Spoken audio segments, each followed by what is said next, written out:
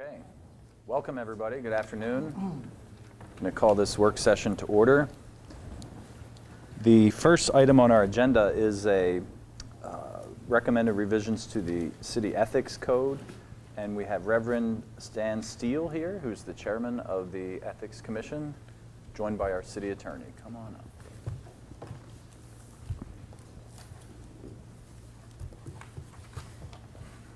Good afternoon. Hello, gentlemen. Welcome. Thank you. What you have in front of you is the proposed amendments to Chapter 33 of the City Ethics Code. As you'll recall, in 2010, the legislature passed new ethics requirements. We made revisions to that portion of our ethics code that dealt with elected officials about 2 years ago. And this is to come into compliance with a few other recommendations from the State Ethics Commission, as well as the reporting requirement for non-elected officials. It complies with Maryland law. It has been approved by the Maryland State Ethics Commission and recommended by your local Ethics Commission, and that's why we're on the agenda today. And I do want to recognize we have some other members of the Ethics Commission here. Kathleen O'Connell is in the audience. Brett Wilson is in the audience as well. And distinguished former mayor and city council member Bill Brickner is also here with us tonight. Any questions from council members about the proposed changes? Yeah, Mark, for the public, I think I'd prefer if you went into a little bit more about the sections it covers, especially the non-elected officials this would apply to. And so, Sure. The state law requires that each municipality's ethics code be at least substantially similar to that of the state law for non-elected officials. So it would apply to the city administrator, department heads, city attorney. There is an opt-out provision which we have taken advantage of for members of boards and commissions so as not to discourage volunteers. Boards and commissions only need to address the financial disclosure requirements when there's a direct conflict of interest which involves them or a direct family member. Every municipality in the state is going through a process now of having these changes reviewed and approved by the Maryland Ethics Commission. We've received that approval, and that's the major change that you're looking to enact here tonight. Our former ethics code required employees to report gifts and only gifts, but this deals with other financial arrangements that we may have in an effort to identify anything that might be a conflict of interest with regard to someone's decision-making here at City Hall and any outside business venture that they may have. A couple of the other recommendations are we have added a definition for gift as recommended in following state law. The other thing that we've added is we've expanded the Ethics Commission's power somewhat to give them more flexibility, different levels of sanction. Previously, they were very limited on what they could do, and actually we've given them flexibility to go with a reprimand. That was not previously in our code, and that also is consistent with state law. and could you clarify again, a board or commission, are they required to do a filing, and if so, what do they need to They will receive basically the form, but with the proviso that they only need to address or file those sections of the form where a direct conflict is presented between their private ongoing business ventures, their employment, or that of a direct family member, with what they'll be deciding on a board and commission. Okay. Mark, what's the term registrant mean in the context of this law? I suspect the registrant in different places is different, means different individuals. You're on section 6, I believe. I am. Correct? I'm on section 6C. That is refers to a registered lobbyist. We do have restrictions on lobbyists, and they have a reporting requirement as well. And that, this is obviously taken out of context because we only changed one paragraph, but that registrant in Section 6 there, Provision C of 33-5 refers to lobbyists, and they have to be registered. And so this reference to them is basically just incorporating the definition of gift into the lobbying requirements. Okay, now, why was the number $20 chosen as, That it's consistent with state law. That's how it was chosen. Our old code had 25. Okay. But we are now consistent with state law at $20. okay, so that if I mean, this is a bit of a stretch, but I just want to know this. If a registrant becomes engaged to a person who's a member of a board or commission, and he buys that person a valuable engagement ring, then that has to be disclosed on their disclosure. There are the definition of gift. There is an exemption for that, and we've actually gone through this. This is Councilmember Munson's or Metzner's question in the past about gifts from family members. That is, if there is another relationship that exists, then that is an exception to the reporting requirement. So the answer to my question is no? Is The that what answer to you're your saying? question is if the ring was given to influence the vote, it has to be reported. If the ring was given as an inducement to marriage, it does not have to be reported. Proposes both. That would be a factual determination for the inquest, That could be an interesting ethics board discussion. or a law review exam. Well, is there, However, the gifts, I mean, it's important to note, are for those who would be doing business with the city. So that if it's, you receive a gift of $10,000 from somebody that does no business with the city, and it would not have to be reported, as I understand it. That's correct. That's correct. okay, thank you. And I will reemphasize the point that I think you made, that many municipalities, or all of them, are going through this process of revising their code.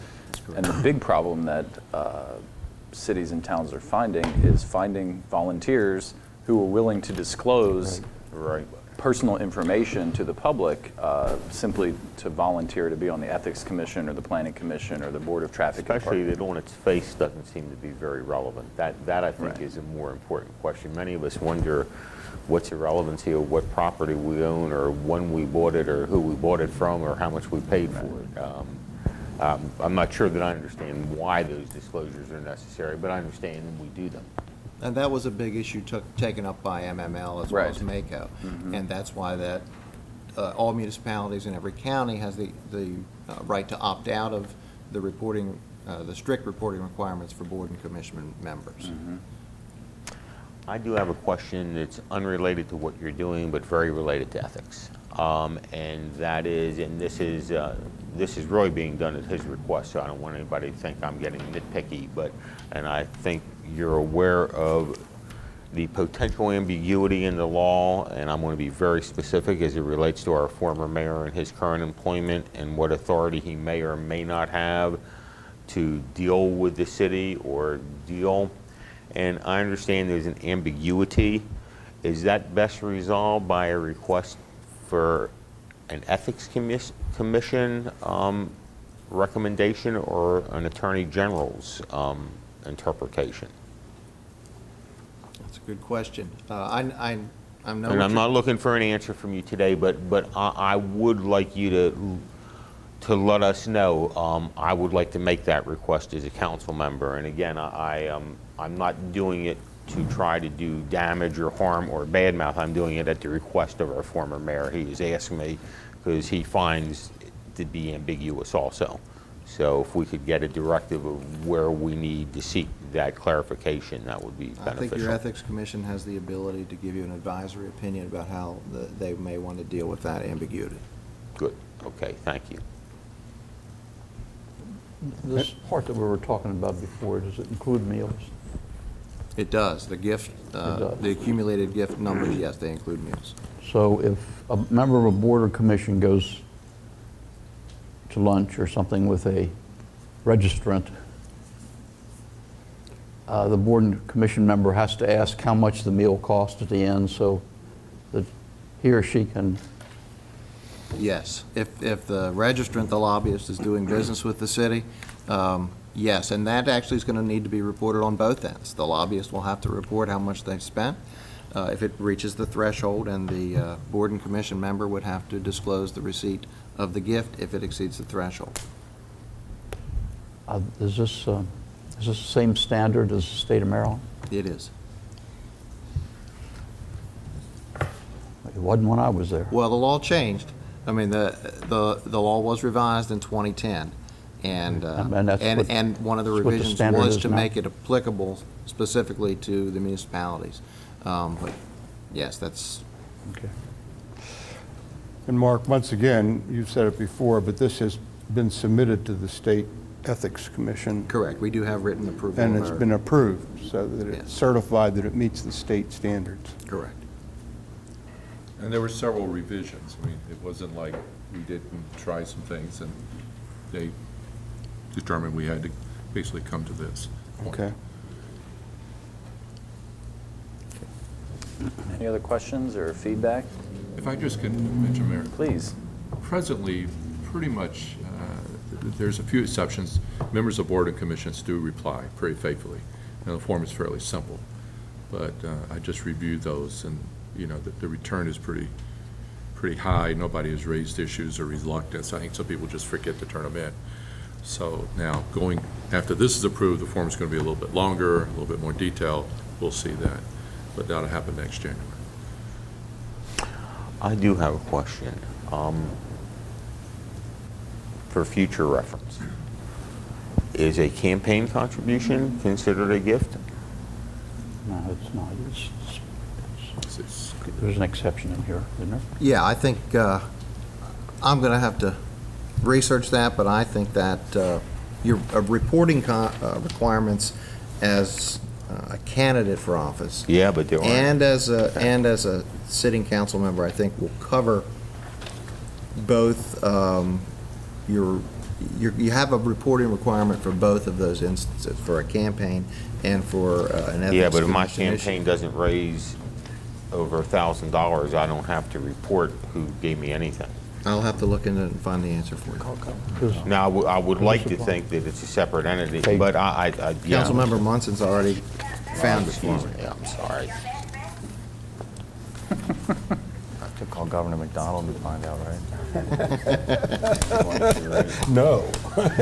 That's not where you go. Yeah, it says on page 1 of 7 where pretty it says clear. Chapter 33, Code of Ethics, gift does not include a political campaign contribution regulated under election law. Okay.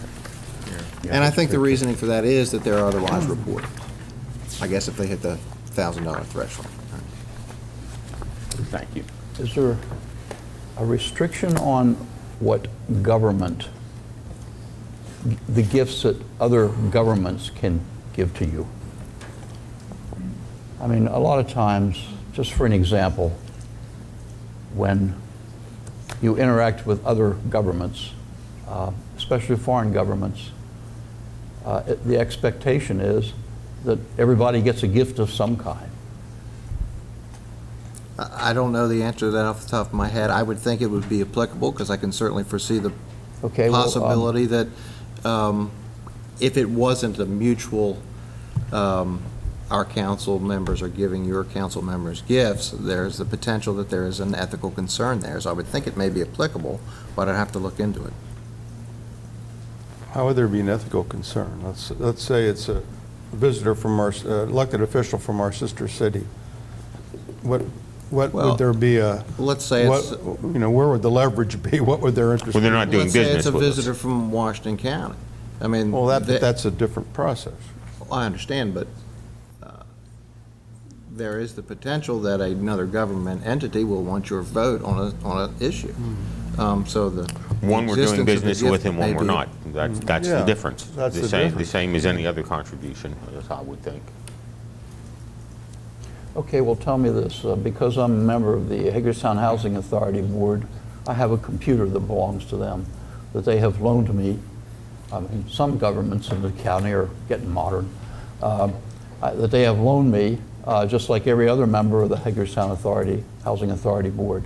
Am I in violation of taking a gift because of that? It doesn't sound like you're using it for anything other than Hagerstown Housing Heck, Authority I'm- business? I'm not using it for anything at the moment. I haven't learned how to use it But- yet. but again, at it's a some loan, point, not that's a- all I'm going to use it It's for. Yeah, I not mean, a I- gift, it's a loan, right? I mean, it's lent to you as long as you're a board member. Correct, and when I'm And no when longer a you're board in member, it return, goes so that back. it's owned by them, not by you. A lot of these scenarios, they're going to be, the determination's going to be based on the facts of the scenario. That sounds like equipment, office supplies, it would be appropriate to give to a board member, or at least they deemed it appropriate to give to their board members to carry Okay, out their well, function. I'm just checking, All right. because I want to, if I'm doing something wrong, I want to know about it. You might want to ask me when the cameras are off. And when he figures out how to use it. When I figure out how to use it, that's it. My grandson's 10, he's supposed to show me this week.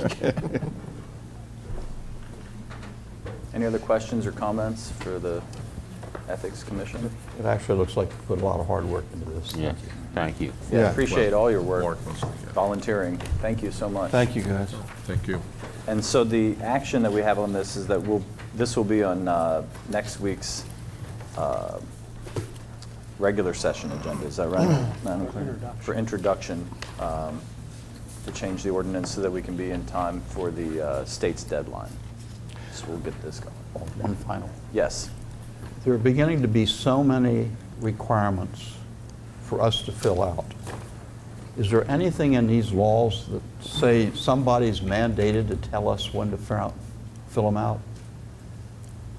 I mean, We do have filing deadlines. I'm sorry. There are filing deadlines. I know there are. And because I sit on the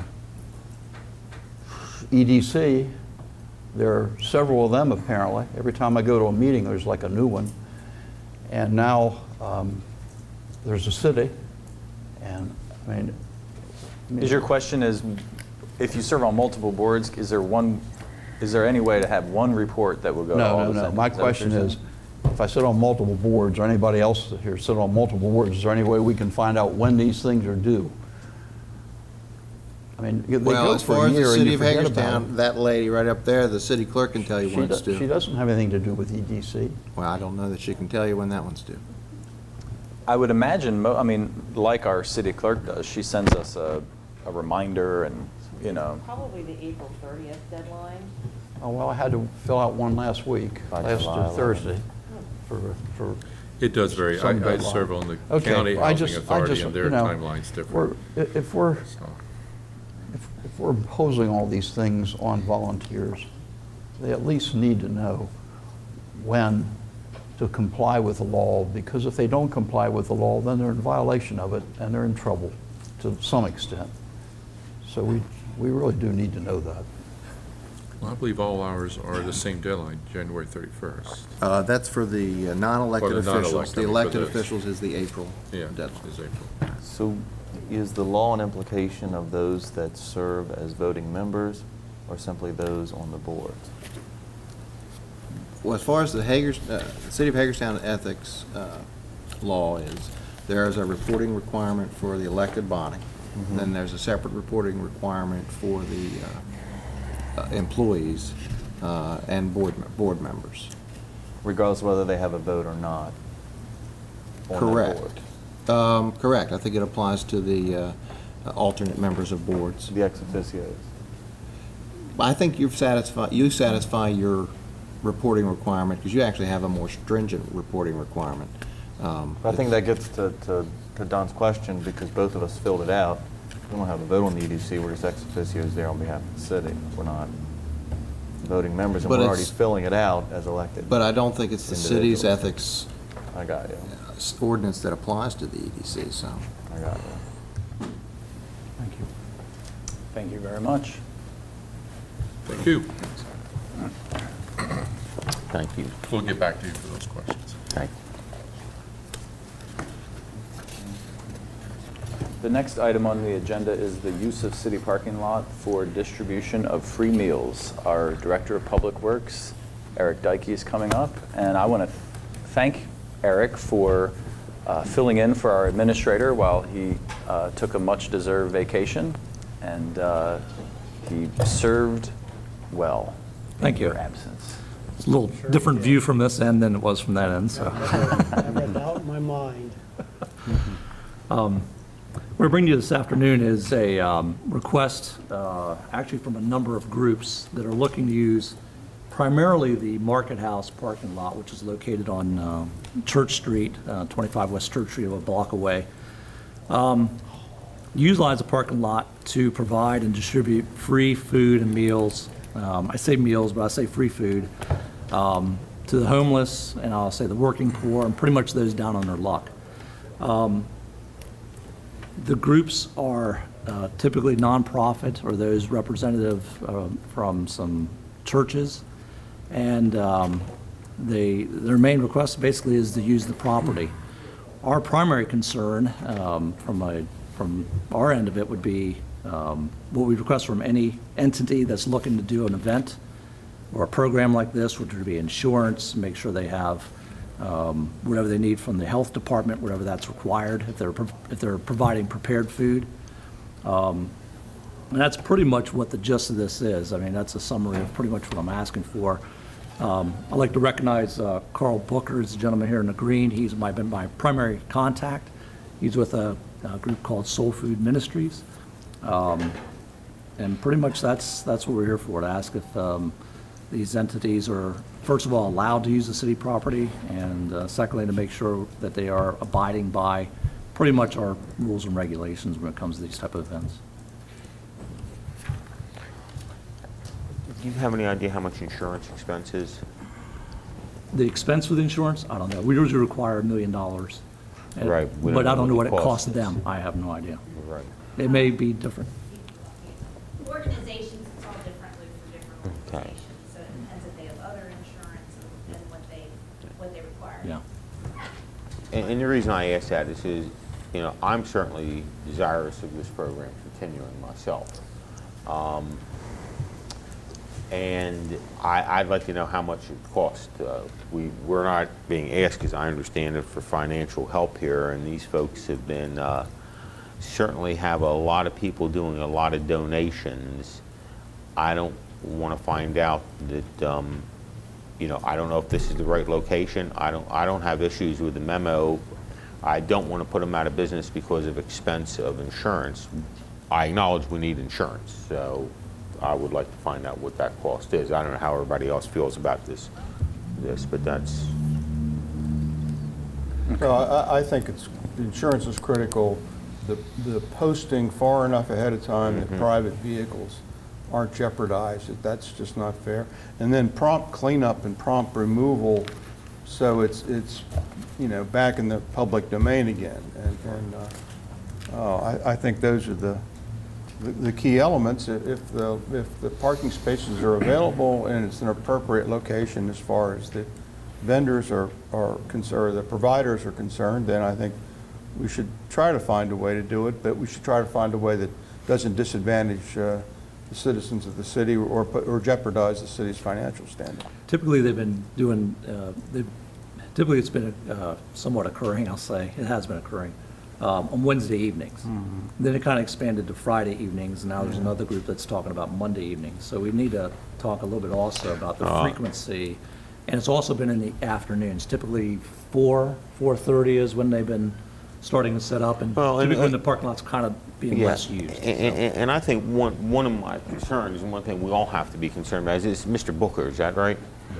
We have experience with Mr. Booker, and from what I can gather, other than some of these issues that have come up to cause you to be here, which is, geez, it's just happening and we don't have anything going on, I think that there has been a showing of substantial responsibility. I haven't heard any complaints. As a matter of fact, my opinion is that if we continue to allow this or do something with it, that we should also get some signage.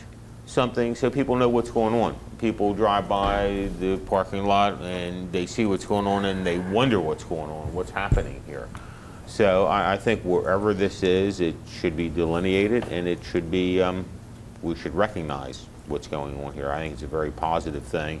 It's been very unique to see this without government handouts, and I just don't want to see government stop something that's been positive for people, because I know there are people that are taking advantage of this in an appropriate manner.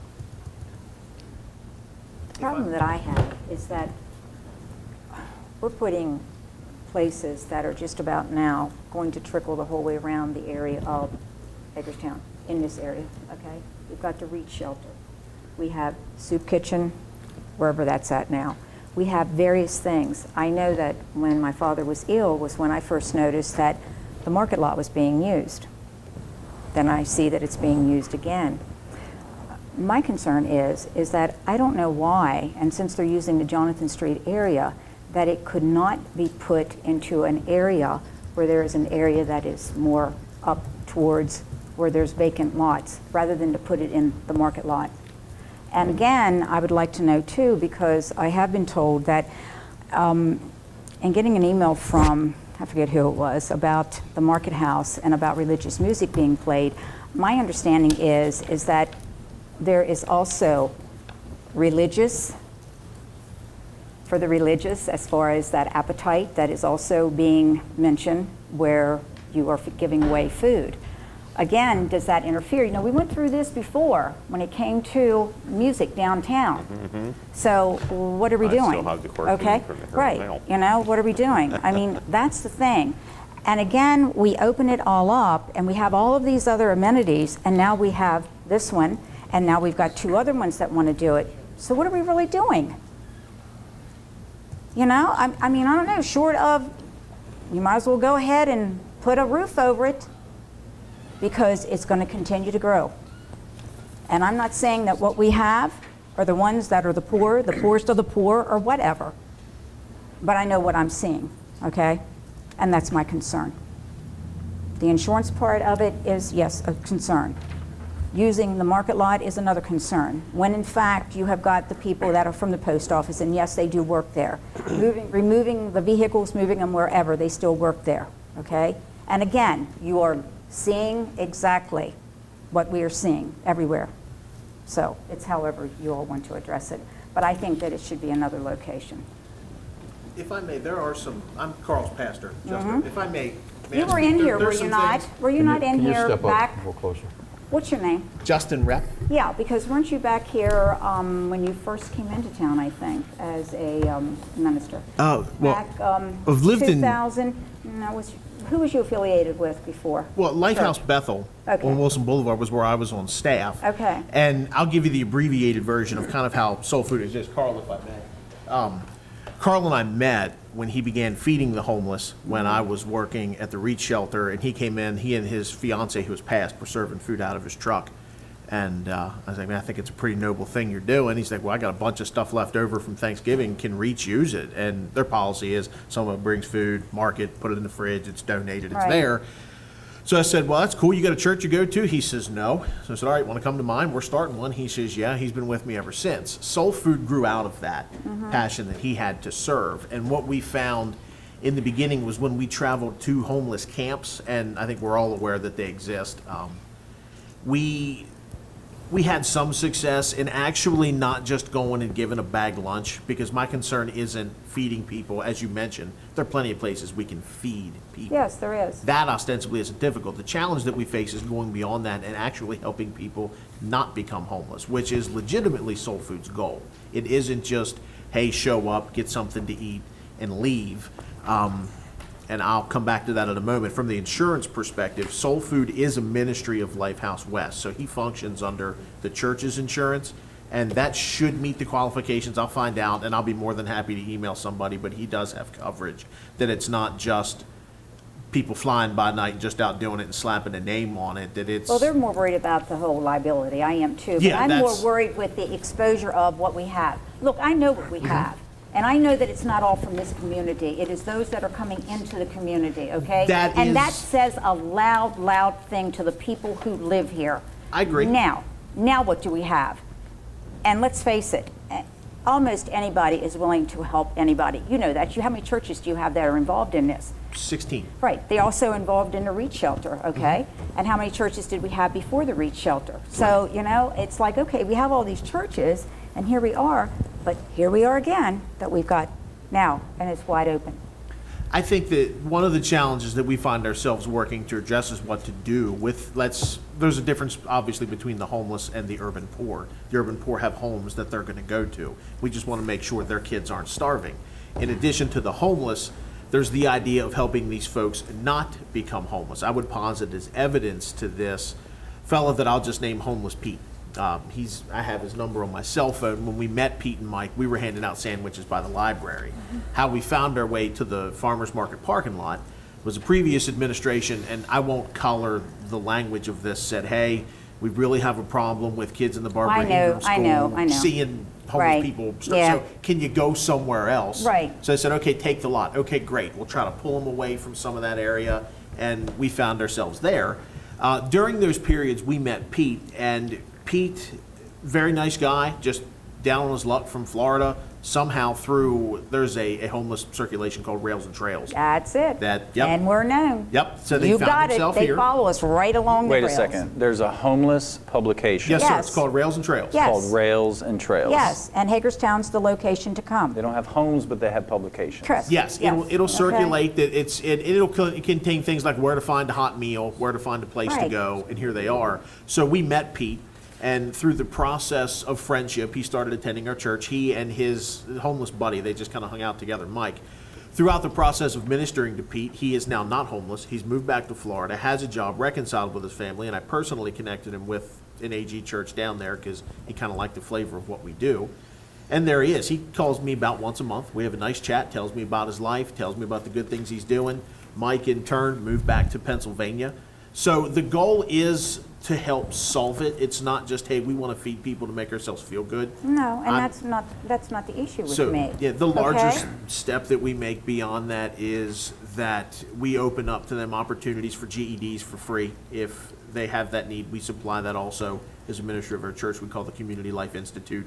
Folks can come in and we can work to try to solve those things. And I agree with your concern. And there We- are other ones that do this too. Absolutely. And they're not doing it from a parking lot. And I'm not saying, hey, but, maybe they don't want to be in a closed-in area, because there are people that don't want to go into a place Mm-hmm. to be, okay? But still, I just think that another location would be better. I would actually, to a certain extent, agree. But what we've also seen is that that particular lot is also very accessible to the working poor. So if there's a building close to that somebody's got and says, hey, go ahead, the challenge we want them to reach is, frankly, it's only so big. I'd be more than happy to use the parking lot at my church, but it's several blocks up the road, which is an extra walk. And what you'll see is that process dips and the service stops. The blessing of that particular location is that it is very conducive to the target of what it's trying to do. I'm open to suggestions as to other spots, Look, but that I'm one does work. I'm just throwing it out, okay? Oh, I agree, yeah. Reach started, like I said, it was in churches, and then it came to the Reach shelter, and again, here we have now, okay? And this is the concentration, and where you have to realize I'm coming from, okay? And believe me, I lived among the poor, and we were poor, okay? And I know. So I don't want to hear anybody out there say, oh my, but she's got, no, I don't. We know you're a bleeding heart. But, Jenny. and I am, and I helped to feed up at the Reach shelter when it was. But then it became, okay, you know what? And before it became Reach, because I thought, okay, you know what? This is a good thing. And then I see all the churches saying, oh, you know what? We just need one area. Then that means take it out of the churches and give it to Christ Reformed Church, which Christ Reformed Church is the one who took it over. And I go to that church, okay? And I got beat up all over the place for that, and it was loose comment. But that's okay. But I have a major problem that we just continue to double up on all of the amenities.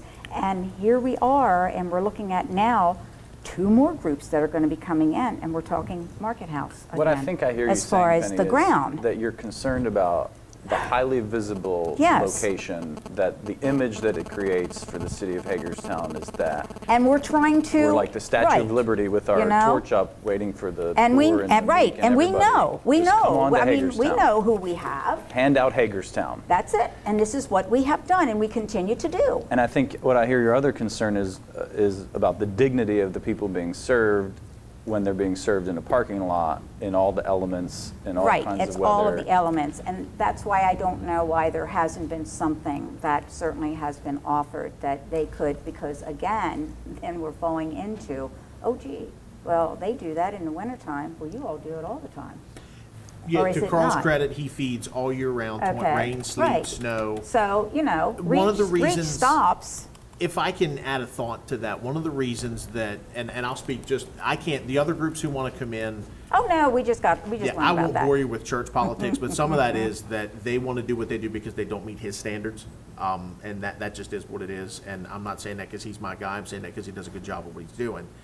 Look, if you're feeding them, you're feeding them, that's the bottom line. If you're gonna do something else, you know, then you all know what you have to do and what you don't have to do. One of the things that has made soul food particularly effective is having worked the shelter, and I think Christ Reformed does a great job running it, but having coordinated it and been in there night after night after night, some of the demographic of homeless that Carl reaches aren't people who are coming into the shelter. Because either A, and I understand the shelter's rules and I respect them, you shouldn't be able to come in and be a drunken buffoon. You shouldn't be able to come in and be able to pull out a gigantic fifth of vodka and start slamming it, because it's the shelter's rules, and I concur with it.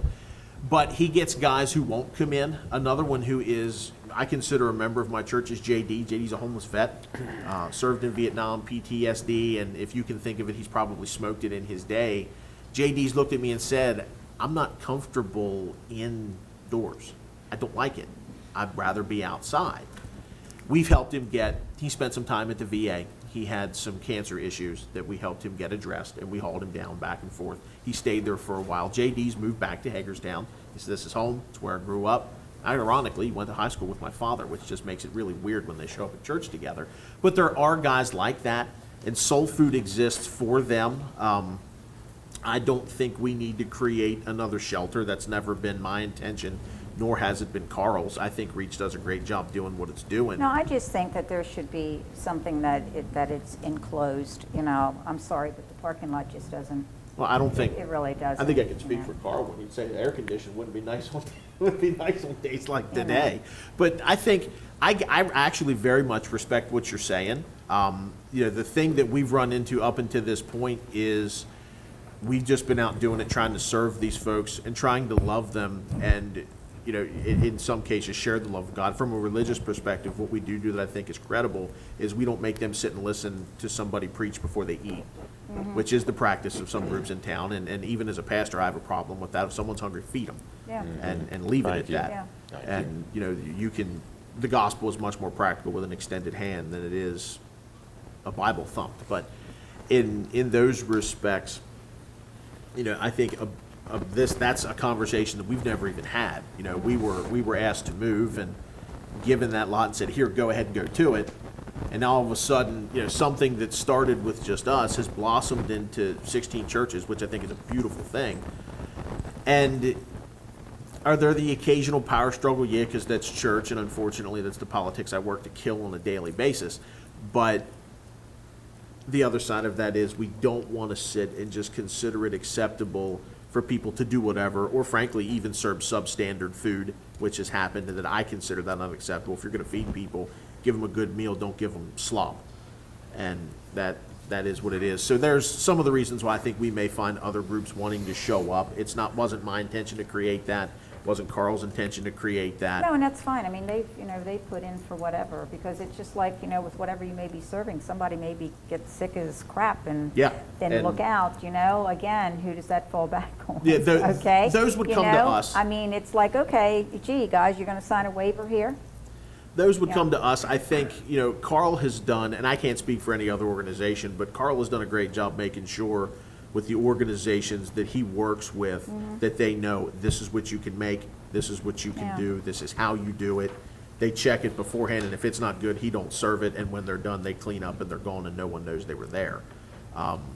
Something in town that is indoors, and that's the challenge of where our building is on Salem Avenue. It's like I told Carl, if God forbid someone says, look, you can't do this, get out of here, well, we've got my parking lot and we've got my building, and we Yeah. can do it, but Oh, you're the ones who ran the Brucci sign in the front. Yeah, well, don't Yeah, get me started on okay. Now I know. Well, you mentioned Now 16 I know. churches. Why can't any of those churches host this kind of Some of them are so far activity. geographically out, it's impractical. We have folks coming in from Pennsylvania who read an article in the paper about homelessness and then said, hey, we want to do this, here it is, and can we show up and help? And I'm not going to turn help down, nor will I turn a volunteer down. So that's a legitimate question. Ours and Asbury are geographically the closest. I can speak for us that it's a little bit extra of a walk. I think you're going to find that the nature of it changes once we move. That's farther for some of these homeless guys to walk for the camps. Will they make the walk in the heat?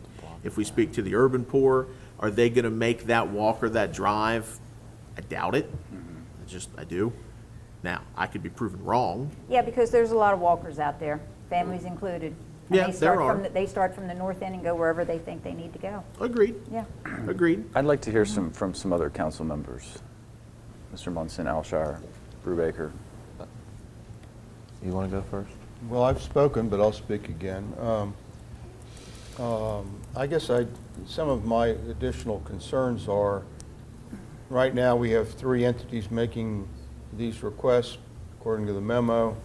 How do we sort out? Is it first come, first served? Is it some quality of service standard? And I'm trying to protect staff here. I don't know the answer to that.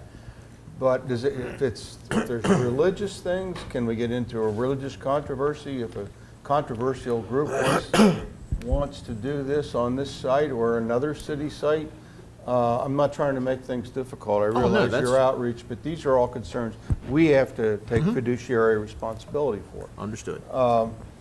So I don't know how to protect staff from, it's not something you want to bring to council every time you have a different vendor want to come in or a different time.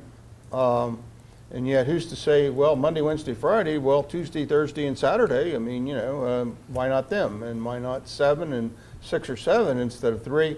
I just think, and a second thing is we are trying to turn downtown around, and if we have a need for parking spaces, this is, if we do approve it, I see it as a temporary improvement, and I think it should be on the record as that. You'd have to understand, we're trying, it is not, we may have other uses for those spaces in the future.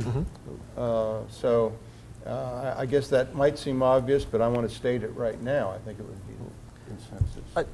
I think that maybe to address that point first, there is more than one entity that this city contracts with for use of the spaces at that location. Not all of which end at a certain set time each day.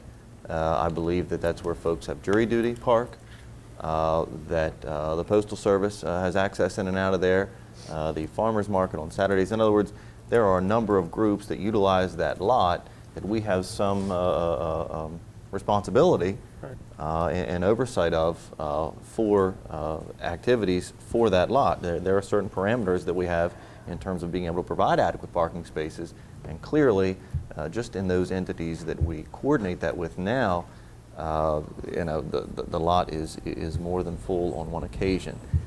That technical issue aside, for me, I'll make 3 points. The first is, I've met with the Hart Group a couple of times, and I have a list of almost 26 entities in downtown that have actual buildings where this type of activity could occur. I got an email here in May of this year from the Homeless Coalition identifying at least 15 governmental entities that also exist in downtown in buildings that could provide these very similar locations for activities. There are at least 16 churches that you've identified that participate in this, and here what we're doing is we're talking about doing it in a city parking lot. Now, there are at least 36 other acceptable alternative locations of entities that provide similar types of activities to address social need in structures on private properties in downtown. I'm trying to find the logic of why we would say, you know what, the best place for this is downtown. at a parking lot for an unspecified number of groups for unspecified number of purposes on unspecified number of days and hours. To me, there's just no logic to that at all, regardless of the 2 or 3 folks that don't want to walk indoors to have that service accommodated. It just doesn't make sense to me. Well, I agree with what I've heard. I think what's important to note is this comes before us, as I understand from the prior communications, on somewhat of an emergency basis for staff. They have this thing going on, and the question is, do we immediately go out and tell Mr. Booker, you're gone, you're out of here, or do we find some accommodation? What Kristen says is without question accurate. What Martin says is without question accurate. My point is that this is a good organization that we need to find a way to support instead of find a way to tell them they can't do it. I couldn't agree with Kristen more that central parking lot, is not a favorable place for anybody, including these folks. And I also agree with Kristen, if it's just a couple people who really don't want to go inside, that's their problem. That's not ours. I mean, I got to just be blunt about it. Got to be blunt about it. I mean, they can stand outside and have somebody bring them food. Having said that, what we're dealing with is a bunch of very good, well-intentioned volunteers who we need to help find the appropriate place. Because one, if we just tell them, go find another spot, we may not like the spot they find. The neighbors of a spot they find, they may not like. So I think what we need to do is, one, with regards to staff, is say that we will allow this at this location for a very limited time while staff and you folks look for alternative locations that we could help support and do things to get you there. And go from there. Because we will have the problem, and otherwise what we're going to have to do, if we're going to allow it at that place, then there have to be standards. There have to be standards, there have to be hours, and we don't have to open it up to anybody who wants to do anything anymore. As Penny will be the first one to tell us that we can tell, that we have to tell people they're allowed to use the softball fields at Fairground Park whenever they want to. They're not open to the general public except for very limited times. And I don't think anybody thinks that a parking lot in our downtown is good for anybody versus other locations. So my request is that we hop on this and try to find a way to make this work for everybody. And it also goes back to what Kristen has preached from day one, and so has Penny. We've already talked about the vast amount of organizations that are all doing their own thing that seem to have this horrible difficulty, other than with the REACH shelter, of getting together and saying, let's unite. I say that, you say you have 16 churches, so that's a very positive thing. Now what we need to do is orient with everybody and find an appropriate location. I think it's worth noting too how much specifically of the lot is used in the very small amount in the very request that brought corner. us here. That's a once-a-year block party that Carl kind of has just done on his heart to be a blessing to those folks and say, hey, let's just throw a big bash. Needs be, man, I'll do that thing on my parking lot. I don't care. That's easy. That's a once-a-time deal. You make that happen, it's done. The logistics of what happens with soul food, and my counsel to him has always been, you keep it simple, you keep it repeatable, and you keep it easy, and that's once a week. You got about a 2-hour window. You're in, you're done, you've accomplished what you need to accomplish, and you're gone. And that's always been his MO and how he's operated. There have been requests from churches outside the city limits that have come to me that have said, hey, we want to get involved, and my counsel to them has been, okay, you need to work with Carl. Then they find themselves working with Carl and want to say, oh, well, we want to do this our way, and with respect, ours works. And then you get well, let's move it to this day, let's move it to that day. I've never been in favor of multiple days, specifically for the folks that work at the post office, for the stuff that happens, throughout the week in the city. That, to me, is just silly to do it multiple days when you've got something that has been simple, that has been repeatable, and that frankly has worked. Now, indoors, outdoors, to me, is honestly, in some respects, irrelevant. We can do it wherever it needs done. I would find it interesting to sit most of those organizations in a room that say, we'll provide all of those services together. As a pastor who works in the community and deals with their congregations, there are few instances when that legitimately happens, and to say otherwise isn't realistic at all. Our efforts to feed kids throughout the week with the backpack program have met with enough resistance that I know there are times it's just not worth your time to look at. Well, I'll leave that for another day because Understood. that's irrelevant. But, Understood. those things are nice ideals, but they don't get lived out in the practical of just the congregations in our city, except for events like maybe Convoy of Hope, where we pulled in 60, Reach, and maybe a few other events on a logistic basis, week in and week out, to serve folks. You're looking at a kind of a different animal. Everybody will rally around a once-a-month cause. Everybody will rally around a once-a-year cause. But to be down into that on a weekly basis, like Carl and his volunteers do an incredible job doing. I'm not there every week. Now, I've got a wife and 4 kids, and she's a nurse at the hospital, and she goes to work at about 4:30, so I'm on Papa duty at nights, so it's not logistically possible for me to be there most days, but he communicates with me. I know he does a great job. And those things are something that is a little different. To be there consistently and compassionately on a weekly basis is a different animal. And there are places that could do it, but are they? Mr. Mayor, I think we need to give staff some directive.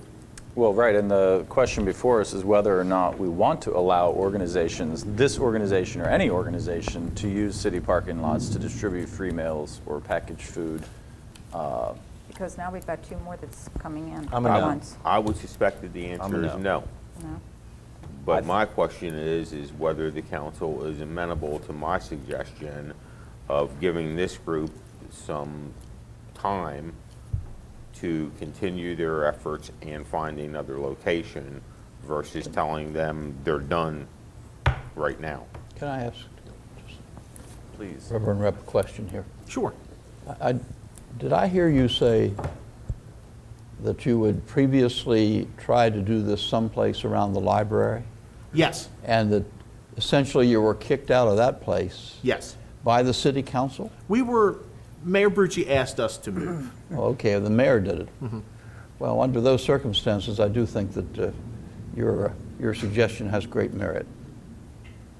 I can go with the temporary while we try to work further on this issue. But what about the other 2 groups? No, I would say no. Right. I would say the policy is that we do not allow these activities in the parking lot without specific approval, and there is no approval now except for this organization that we're grandfathering in to work with to find an appropriate location. So, can you live with that, Penny? Or no?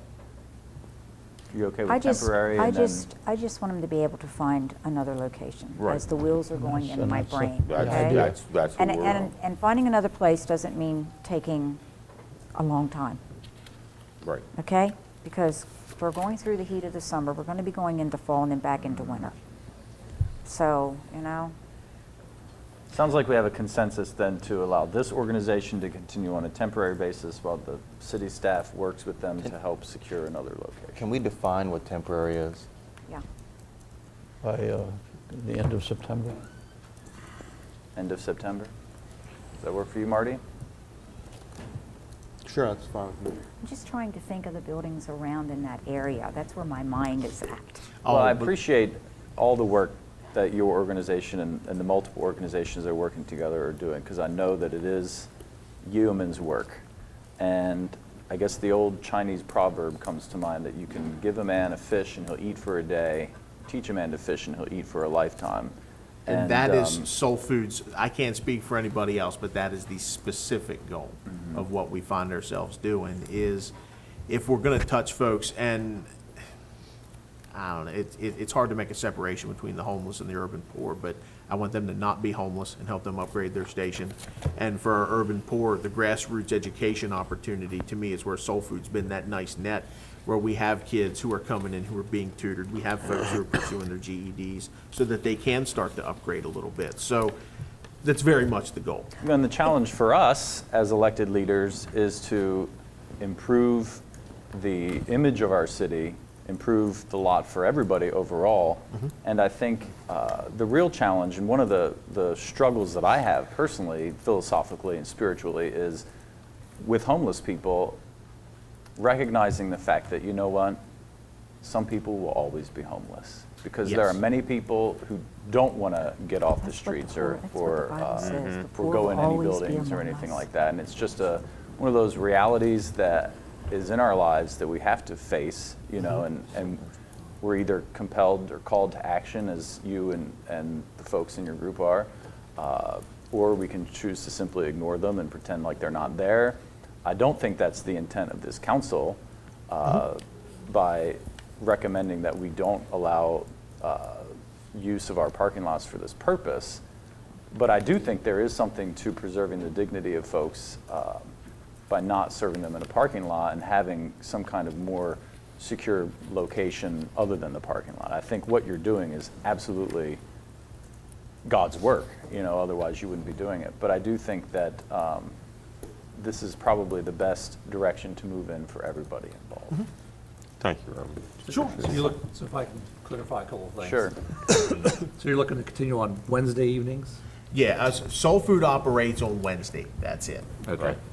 Usually 4:30 is when you're in there and for a couple hours, Yeah. somewhere in that time frame. So in Okay, that- just so they understand also what we're. And those insurance documents, could you work with the staff? You had mentioned. we'll take care of that. Insurance documents and. Before you leave, You we'll need get to some inspect information those. from you, give you a card. And Sure. then we can- Okay. And so we're looking at trying to help them find another location by the end of September or sooner. Is that correct? Yes. Okay. Okay. Do you have All his right. phone number? You No. mind? I'll make sure you got it. Okay, Now, thank when you. we leave, when we get done here, I'll Thank you. get it from them. Thank you all very much. Thank you. Thank you. Thank you. Thanks for coming in. Sure, no problem. Thank you. Then the next item on our agenda is the preliminary agenda review. I'm fine with hearing the question. She wanted to ask a I'm question. sorry, I'm fine with hearing the The question. lady has a question to ask. could you come up to the Come up here microphone, where we please? can hear you, please. You guys were saying that we had three different entities that wanted to use the lot. The one entity has been with us for about a year. They've merged with us. If you're talking about Gateway, that's incorrect. Mayor, I think this is a problem when we have work sessions. We have a work session for this body. We have council comments at a regular session. And so we're already opening up into a whole different area that I think is historically a mistake. Thank you. Moving on to the preliminary agenda review. We are not going to have a work session at 5 o'clock next Tuesday, so we can scratch that. The regular session starts at 7 o'clock. We have some appointments for various boards and commissions. Time for citizen comments. The consent agenda, everyone have a chance to look over that? Yeah, I have no problems with For it. the Department of Utilities, emergency purpose of a purchase of a transformer. Everyone okay with that? Department of Community and Economic Development, we have an application for open container exemptions for 3 events. Anyone have any issues with those? And then we have Department of Parks and Engineering, Mills Park. Anyone have an issue with that one? And the Police Department has software maintenance, upgrade, and portable radio purchases. Any issues with those? Moving on to unfinished business, we have an approval of an ordinance for the sale of the buildings at Public Square, the approval of an ordinance smoking ban in University Plaza, the code amendments for bicycles and other human-powered vehicles, and the approval of an ordinance for excessive use of police services, amending the definition of a board. New business, introduction of an ordinance for the ethics revisions that we just went over tonight, approval of the resolution for the community legacy application, which we're going to find out more about tonight as well, the APFO mitigation plan for Collegiate Acres, the after-school program for Parkside Community Center and BTJ Dance Group, and the Market House roof replacement. Any questions on those items? Have we discussed the after-school program at Parkside? I think that's on, Is that on for is that on later? No. I It's don't not see on it. for later, but. No, this is a program that, Chief Holtzman's here if you have yeah, any it questions. goes through the police department, Cool. doesn't it, Mark? I think. You want to come up, Chief, and And one of the reasons I ask this is, there are actually two. One, I'm assuming this is not a budgeted item. And two, we've had a request from the Robert Johnson Community Center for additional funding for services to children there. And I'm curious to how that fits in. Chief, you want to talk about the after-school programs? The after-school programs, there should be 3 of them. They are budgeted items. Are they? Okay. And Yeah. there's I think Well, a total that's- of 40,000 budgeted. Right. And it's split between 3 different organizations. So it's a repeat from last year. It's simple. If it's a budget item, I don't have Yeah, an issue with and it. most of these kids here, because Boys and Girls Club Yeah. take a big portion, and these kids No, are as the long ones as that are it's a there. budget item, I don't have an issue with it at all. Yes, it is. I'm not familiar with the extra request that you're talking about. that No, I'm came not in. either. Well, it would not necessarily come, it wouldn't come to you, Chief, so I wouldn't expect. I don't remember it either. All right, thank you, Chief. How much was it? Any other questions about the agenda for next week? Also, I will note, Tuesday, July 30th, we are planning on a downtown tour. So folks in the Department of Community and Economic Development are working on that tour. I would implore council members, if they have a spot in the downtown that they would all like us all to go to, that would be, it would behoove you to contact John Lestitian and let him know that, so when staff are putting together the tour of downtown, if you have a particular spot that you would like to be highlighted, please let the staff know. Dave, I have a question on the last item, the roof at Market House.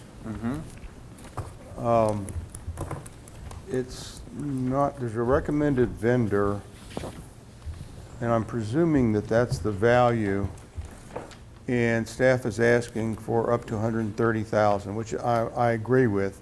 Just want to make sure that's enough on a project like that. That's about a 5% contingency. Are we okay with that? We can do it? I guess Mark, I Eric think is Eric gone. stepped out. Did he step out? Well, okay. I mean, I'm willing to take your word for it, but at the same time, I hate to see it coming back. If we go over that amount. Yeah. Well, even if we go over a little bit, Here he is. even if we go over another 5%, we're still under the lowest next bid Yeah, of the lowest next per, you know what I right. mean, of the next. And I'm not criticizing the cost. I just want to, Eric, are we okay on the contingency? I presume we're okay because you asked for $130,000. The main portion of the roof, in that project, there's contingencies for some unknowns that we think might be an issue, which might be the metal roofing or some wood blocking, that sort of thing. We don't think there's really going to be any issues with those. We know that we have some roof insulation that needs replaced. All I'm making sure is that we have more than enough money just in case. We don't expect to use that at all, actually. The base bid is like 119 something, and then with the contingencies, about 123. All right, so there's already contingency in the base There's bid. already some, Okay, well, yeah, that there's already answers some, my- there's already some contingencies in there. Okay. But you know how construction projects go, and when you start digging into a roof that hasn't been touched for 30 years. I'm you not just criticizing the sure. contingency. I was Okay. trying to make sure you had enough. I think But we if do. there's contingency in the base bid. Yes, there is some in That answers there. my question. There's some square foot prices and things like that, yes. Okay. All right. Okay, thank you. Any other questions about the agenda for next Tuesday? Okay. Moving on to the review of the community legacy application. distinguished planning staff members coming to the table, along with our distinguished community development director. This is the first of my double feature tonight. I think I'm back to back. All right. This is the Community Legacy application proposals for FY 2014. What we're coming to the table tonight to get direction from the mayor and council to process an application for community legacy funds, and we have two projects that we'd like to submit funds for this year. I'll just briefly go over just a little bit about the community legacy program, just a list of projects we've done in the past, and then what we're proposing for this year. So just a little brief background on the community legacy program. It was created back 12 years ago. It was part of the Glendenning administration's Smart Growth Package, and it was a counterpart to the already existing rural legacy program. And so the idea of community legacy is to provide funding to local governments for essential projects aimed at strengthening declining urban areas through a comprehensive approach that includes activities such as business retention and attraction, encouraging home ownership and rehabilitation, and commercial revitalization. In 2013, our projects have to be consistent with goals and objectives we've outlined in the city's Sustainable Communities Plan, which was adopted back in 2012. And all projects that are eligible, that we can apply for community legacy funds, have to be in the Sustainable Communities area.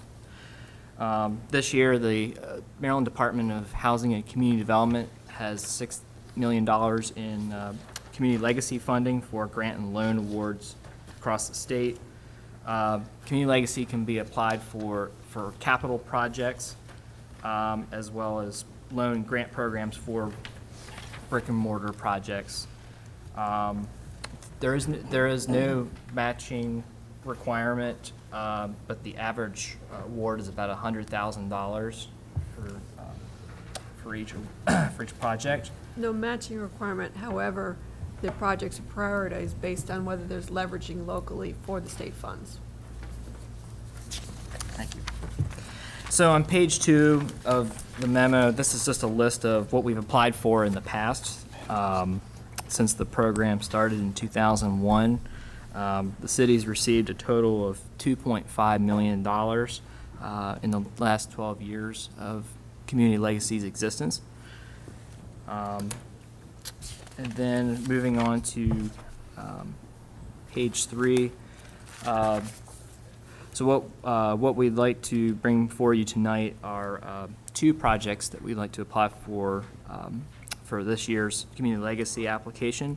The first project is a renovation project for 4353 West Washington Street. The plan is to request for $52,900 in community legacy funds to match $52,009 in city funds to put towards a renovation plan for 4353. The work would include front facade work, commercial improvements to the 43 West Washington Street side, firewall separation between the two buildings, demolition of the rear wing on 53, and rear facade work. We've $382,100 in funds from CDBG, and the sale of the public square property are being used to fund a portion of this renovation plan, and as was required for the last year's $100,000 CL reward that we got for the acquisition of that property. So we did get, that was just to make sure that we weren't overlapping in funding from one year to the next. This year's request will supplement these funds to cover the $435,000 renovation budget. This proposal is consistent with an item in our Sustainable Community Plan goal to intercede with blighted properties to facilitate reuse by having new businesses and residents support the goals of our city center. The second project is another renovation project. This is for 170 West Washington Street, the Midtown Motel property.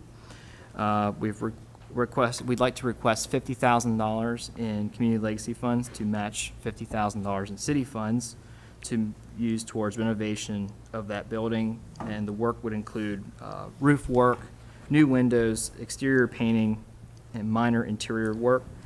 And this is consistent with the same goal as the other project, intercede with blighted properties to facilitate reuse of new businesses and residents to support the goals of the city center. And that's all I have. If you have any, I'm happy to take any questions you may have. Okay, you said the average anticipated amount of the award is 100,000. That's correct. How many awards can you anticipate? One? We've gotten more than Or one is it, award in is the it past. the 100,000 max? It hasn't been unusual for us to get a couple of awards in one year, as we have in How past many? years. It has not been unusual for us to get 2 awards in a year, and the 100,000 would be the maximum anticipated for one project. Okay, so it's not, so it's possible to get $200,000. I mean, I see, on your chart here, I see a lot of awards that are much higher than In the than past, 100,000. in the past, there was not as much competition for this money, and we did get some very sizable awards. Okay. Okay, a couple of others. Under the renovation of 4353 West Washington Street, it says, city funds, a third line, city funds to use towards the renovation plan. I mean, does that mean work or plan? We're not making a plan with $105,800, are we? No, this. Aren't we using the money to do the renovation? Yes, yeah. So it's not a plan, it's That's to use just- towards the renovation for. Right, Right. that's just the plan. Okay, so it's not, for- that's not a piece of paper that says we're going to do this and that. Okay. Okay, very good. These are 2 good projects. Thank you. Thank you. Have you talked to the state staff, done some preliminary consultation about the feasibility of these projects, likelihood? You know, and do you have any feeling from the state at all about these? Well, we know they like We- 4353 because they gave us money last year to help us buy it and begin the renovation work. Okay. We've not had any formal preliminary consultation with state staff, but our contact at DHCD is aware of, we are applying for 2 projects for, They're aware of the nature of these projects. they're not aware of the details, but I could say at this point, they're just aware that we're applying for rehabilitation or projects for renovation. And they're very much in favor of projects that you know that you can get accomplished within 1 or 2 years, whatever you had in there. Yes, yeah. Right. That they don't want projects to linger, they want something that they can show that there's been an impact quickly. And these are both projects that we plan to do, so we can show that we will get them done quickly. Okay. Mr. Osborne. I know that you can certainly make me eat these words as it relates to 4353. I would be curious how much of the $435,000 we are going to spend for renovation, which includes renovating 43. You know, from the beginning, I've had an issue with that. It is not a building, it's basically a front of a building at this point.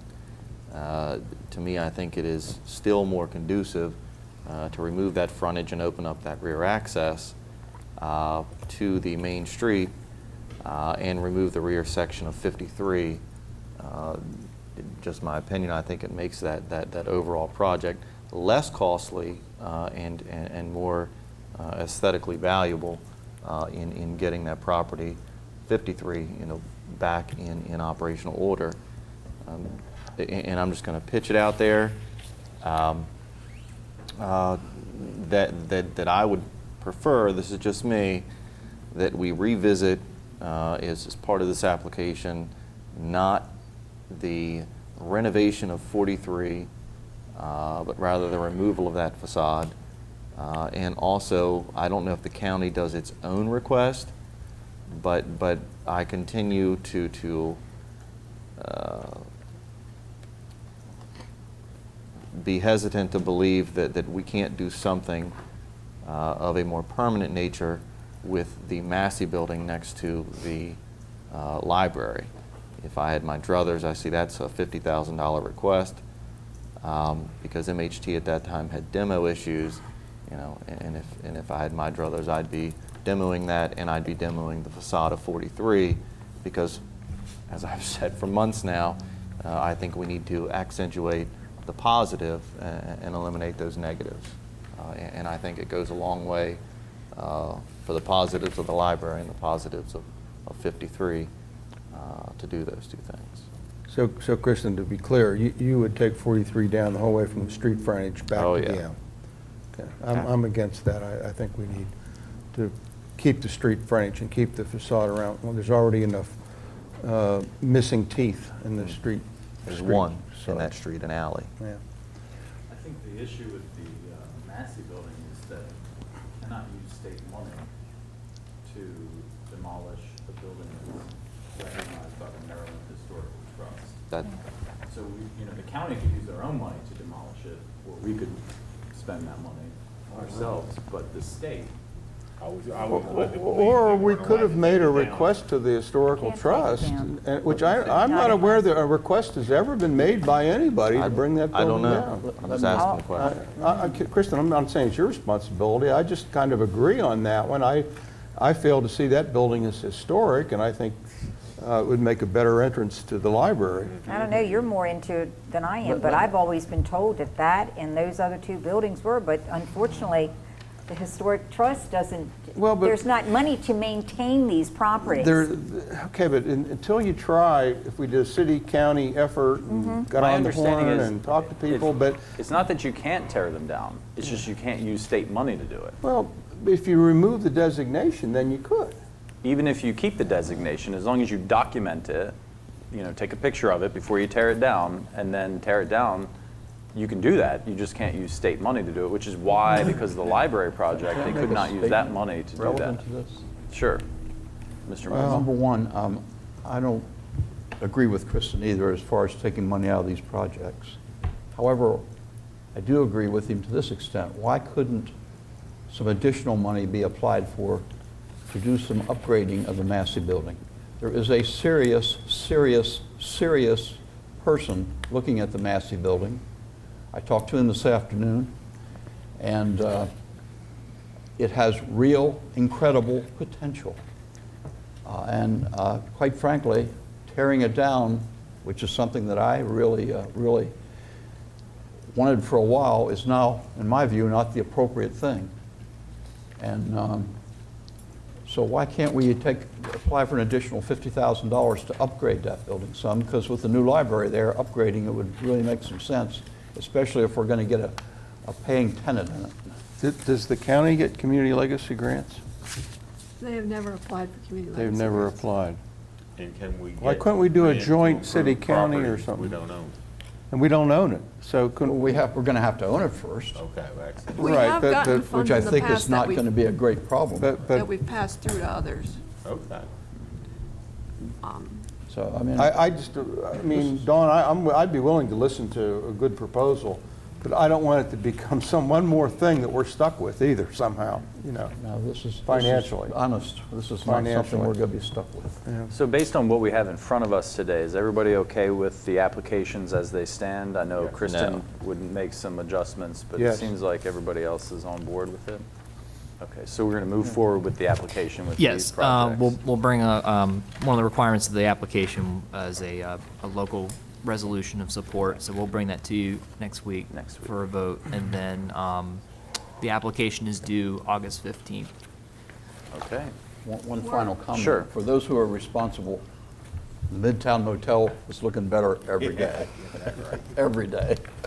So are we going with just the two that are in the memo? Correct. for now, yeah. For now. Thank you. There's always next year. The next item on the agenda is the Hager's Crossing PUD amendment, West City Elementary School. Take it This- away. Yep, this is ZM 2013-01. This is a rezoning, well, PUD amendment, which is treated like a rezoning for the Hager's Crossing development to allow the proposed West City Elementary School. We've had this scheduled for public hearing next Tuesday. Just to give you a little overview of the property. This property is at the northeast corner of Bartow Drive and Hager's Crossing Drive. That's the traffic circle when you go back into the development. The property is about 16 and a half acres in size, and is part of the Hager's Crossing PUD, which was zoned as such back in 2002. The original Hager's Crossing plan, or PUD, was designed to contain a total of 381 single-family dwellings, 261 townhouses, 264 multifamily dwellings, a community center, and open space. The parcel in question was the parcel that was planned to contain the apartment units, none of which were constructed. In 2010, a committee of city, county, and Washington County Public Schools staff began exploring potential sites for a new West City Elementary School to replace Conica Jig and Winter Street schools. I was part of that committee. Site selection criteria that the committee looked at included the size of tract, the size of the land, proximity to infrastructure, compatibility with adjacent land uses, a central location which would minimize student travel distance. We ultimately looked at, on that committee, 22 sites, and it was determined that that in the parcel in Hager's Crossing would be the optimal site for the school. The county last year went ahead and purchased that parcel in Hager's Crossing with the intent of putting the elementary school there.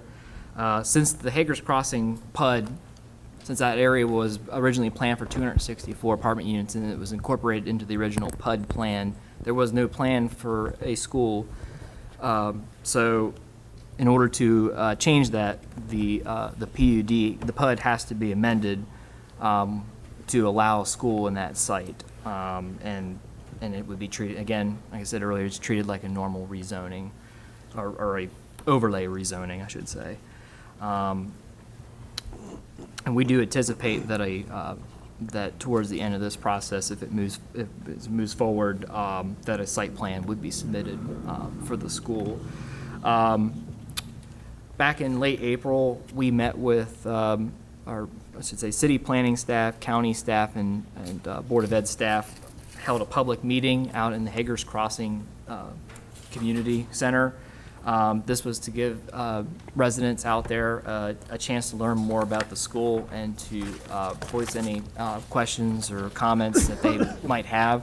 We had about 60 people come out to that meeting, and the proposal was received generally favorably by the residents. Since that time, staff's been keeping them in the loop about upcoming meetings. We let them know about the planning commission meetings, and we're letting them know about the mayor and council meetings. It's just something that we had told them that we would do as we went along.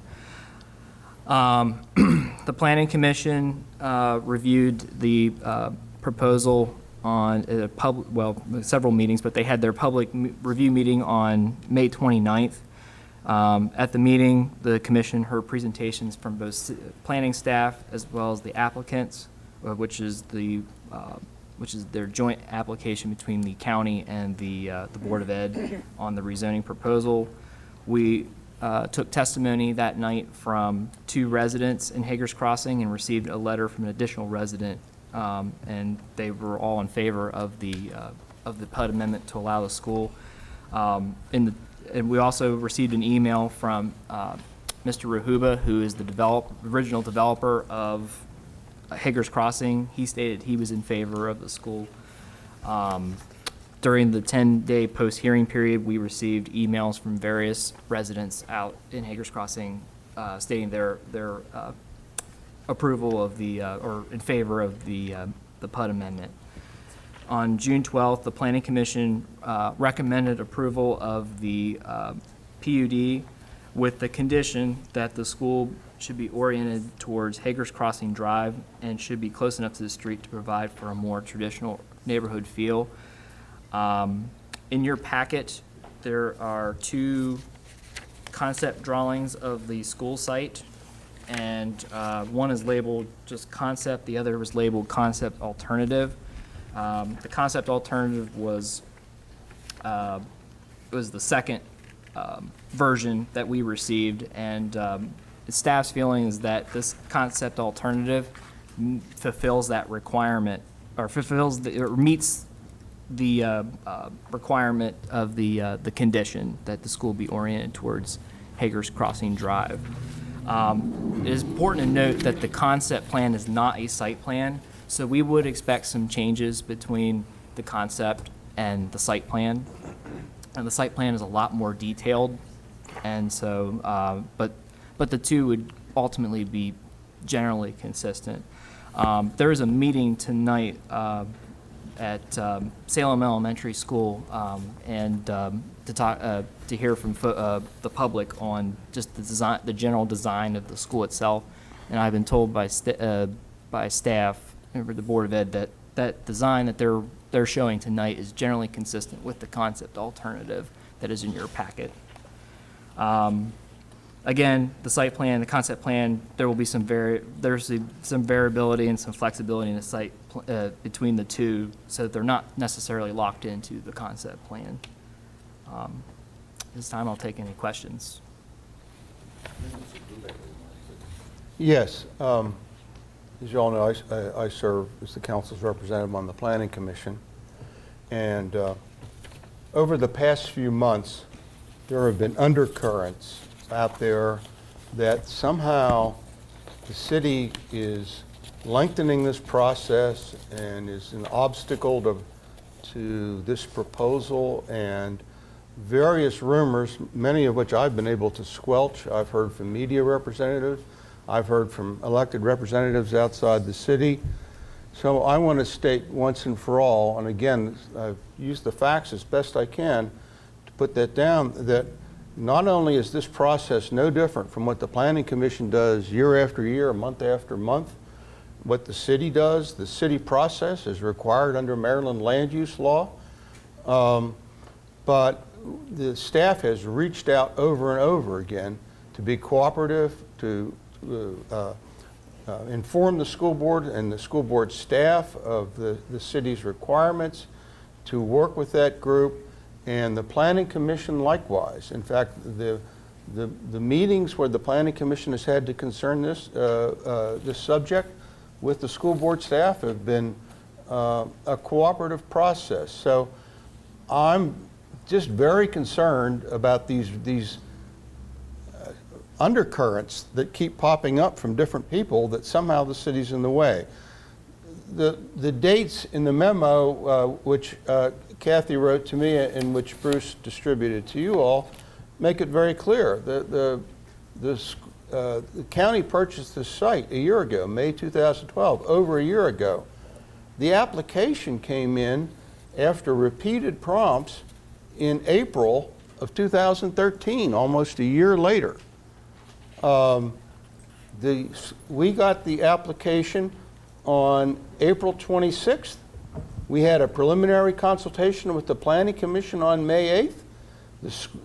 The Planning Commission held its required, under statute, public hearing on May 29th and approved it on June 12th. Now that's a pretty fast process. We had a congenial discussion with the school board staff about where the footprint of the school would best be located in the parking areas and the drive-throughs, with two concerns: the way the school fits into the neighborhood and where cars would be stacking, as unfortunately these days at almost every school there's a lineup in the morning and the afternoon, and how that would work and where it would occur. Those are, those are very legitimate concerns. The Planning Commission's only doing its job in looking at those kinds of issues. It's an iterative process. We talk to the staff, how does this work, how does that work, and they come back. And I'm glad to hear that apparently the proposal being presented to the public fits in with what the Planning Commission viewed in June. That's good, because I was discouraged. I hope what was reported in the paper about the school board meeting in June, I hope the tone was not the way it sounded in the newspaper, because it was very discouraging. We're trying to cooperate with their staff, and we're trying to come up with the best proposal to meet their requirements and the citizens of Hagerstown, and nothing else. And the Planning Commission works earnestly on that and any proposal that comes before it to accomplish that. But we're not a rubber stamp. We're not a rubber stamp. Nor can we take our legal process, do a wink and a nod, and say, "Oh, that's okay," when it's a major land use change from tax-paying property to a public school facility.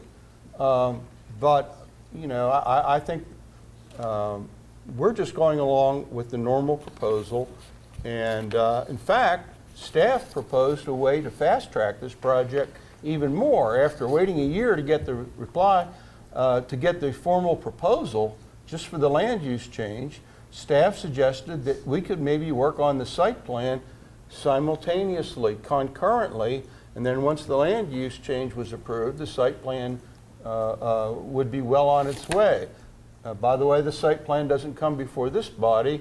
It comes before the Planning Commission as a follow-up to this approval. So I want to emphasize that not only we're following the legal procedures that we're required to do, and which Hagerstown has abided by for decades, but we've reached out and tried to find ways. We've made prompt and quick approvals when we've received applications.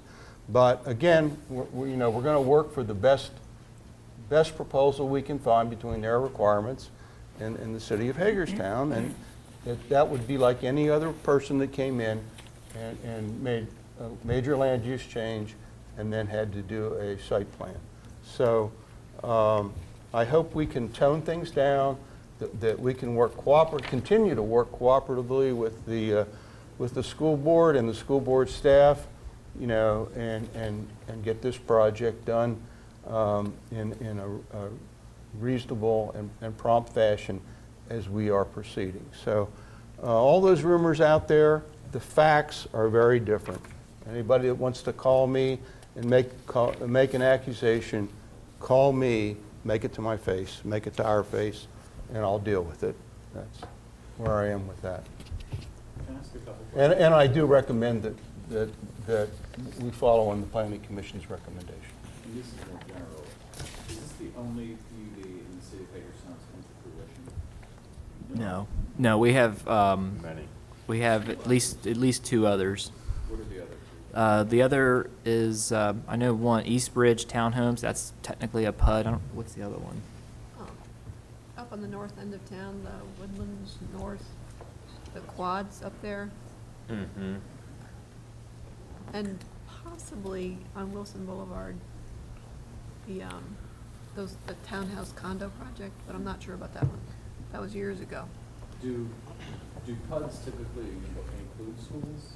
I guess it depends on the size of the project. It hasn't occurred in the city of Hagerstown, but it would not be unusual for a PUD in Maryland to have a school or a commercial component. Something like Montgomery Village, when you drive down I-270, that's a very large PUD, and when it's to that extent and would generate school populations, the county made required sites for public facilities. Go ahead, Don. The 16.52 acres is the total size of the development, including the school, right? It's the size of the tract. Yeah. Just the The school. size of the school tract. Yes. No. Yeah. Not the entire development. Yeah. Just the Okay, size of the now school is the tract. entire development in or out of the city corporate limits? It's entirely within the city It's limits. entirely within the city limits. Okay, thank you. It was an annexation back in Would 98. Would you tell me why this thing is not going to turn into another Cortland in the future? We just The- eliminated. The where the multifamily it was originally proposed for Hager's Crossing by I'm sorry, putting I this- can't hear you. Oh, I'm sorry. Yeah, where the Hager in Hager's Crossing where the school is being proposed, That's the site of the 264 multifamily units that were proposed that were never built. By putting the school in, you erase the 264 multifamily units in lieu of a school. Okay, well, can it become a Section 8 village? There's some out there. No, these are all already developed out, these are private homes out there. But there are some There are out there. there are existing homes now? Oh, yeah. Yeah, it's been Yeah, a long this time. is all back behind the Garland Yeah. Grove It's all Shopping back Center. behind the Yeah. Walmart, Garland Grove, Yeah. Hagerstown Commons. Yeah. Right. Shopping. Townhomes are almost finished. Yeah. And they're about halfway through the single families. Yeah. still a portion to the far west. Right. That's not correct. Single families. Yeah. Okay, Yeah. so, But I have heard, Don, okay, and I can't swear to it, you'd have to go back in the records, but some of the properties that were purchased, and then the people didn't live there, of course, they're renting them. And we're talking huge homes, and they're renting Yeah. basements as well as the other floors. I've heard that too. And it is Section 8 that they are looking at, yeah. It is conceivable that there could be Yeah, units back I in. mean, it can happen, Yeah, yeah.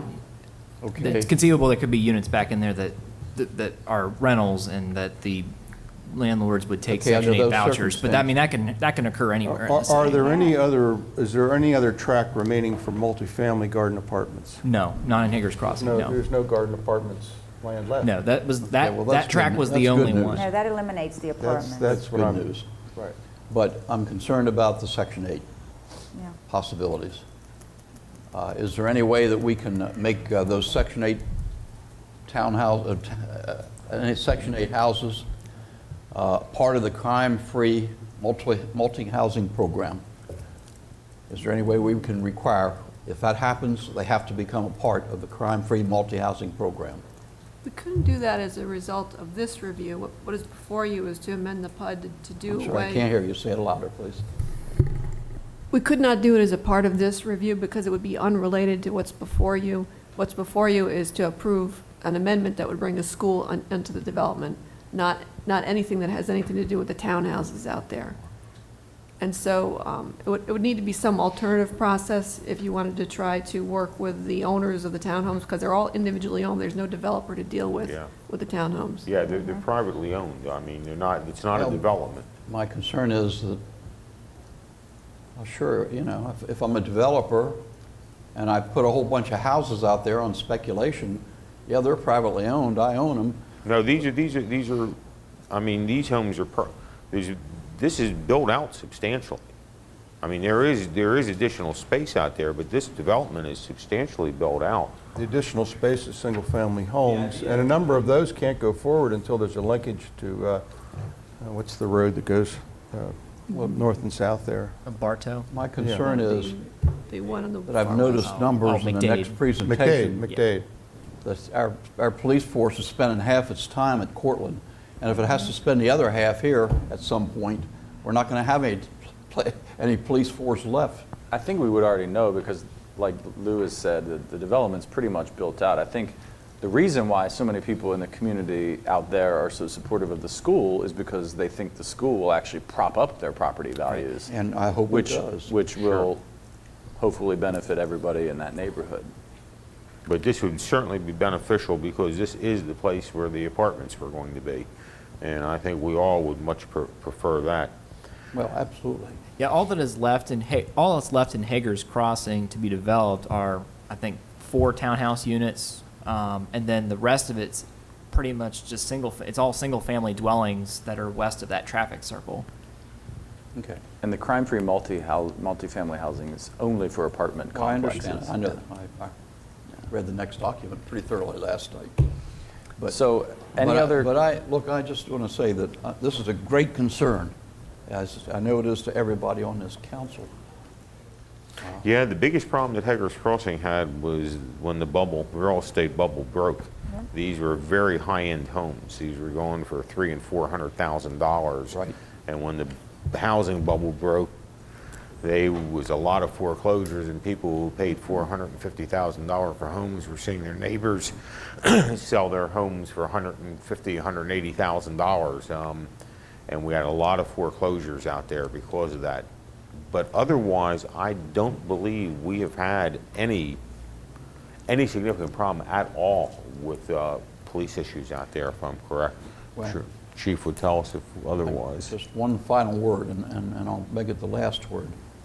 But banks and people who foreclose on problems can become very, very bad neighbors too. Oh, absolutely. We know. We're very concerned And about that's that. something that we need to be, Well, it's something the that's- state legislature and the federal Congress need to deal with to make the banks responsible. Municipalities by themselves cannot get banks to respond. Well, we And- tried to redefine owner, Yeah. and we see where that went. Right. We didn't. Well, because we that's- were afraid that banks would no longer lend to people if we Right. held them accountable. I'm just saying that it is a major And problem, that's why but. it can't be done at But, the municipal level. but you can't even get to the party in the bank that deals with things. Mr. Alshire. You can if you make them pay for a new water and sewer connection. Couple of questions as it relates to the request. Under number 4, the traffic study, you made some comments in regard to the stacking. I'm assuming you mean the change as it relates to minimize bus stacking. Rather than I'm just, sorry, where are you at? I am on Page 2 of the analysis. page 2, comment 4 carries over, and it says minimize stacking. I'm assuming that minimized bus stacking. Otherwise, I wouldn't see the need to do Yeah, it's. a traffic study relative to a change in the It- proposed use that's less than the previous It's proposed use. I would say it's a combination of bus stacking as well as just just the traffic that's going into the school, whether it be parents going to All drop those their kids parents off, dropping kids off and picking them yeah. up. employees.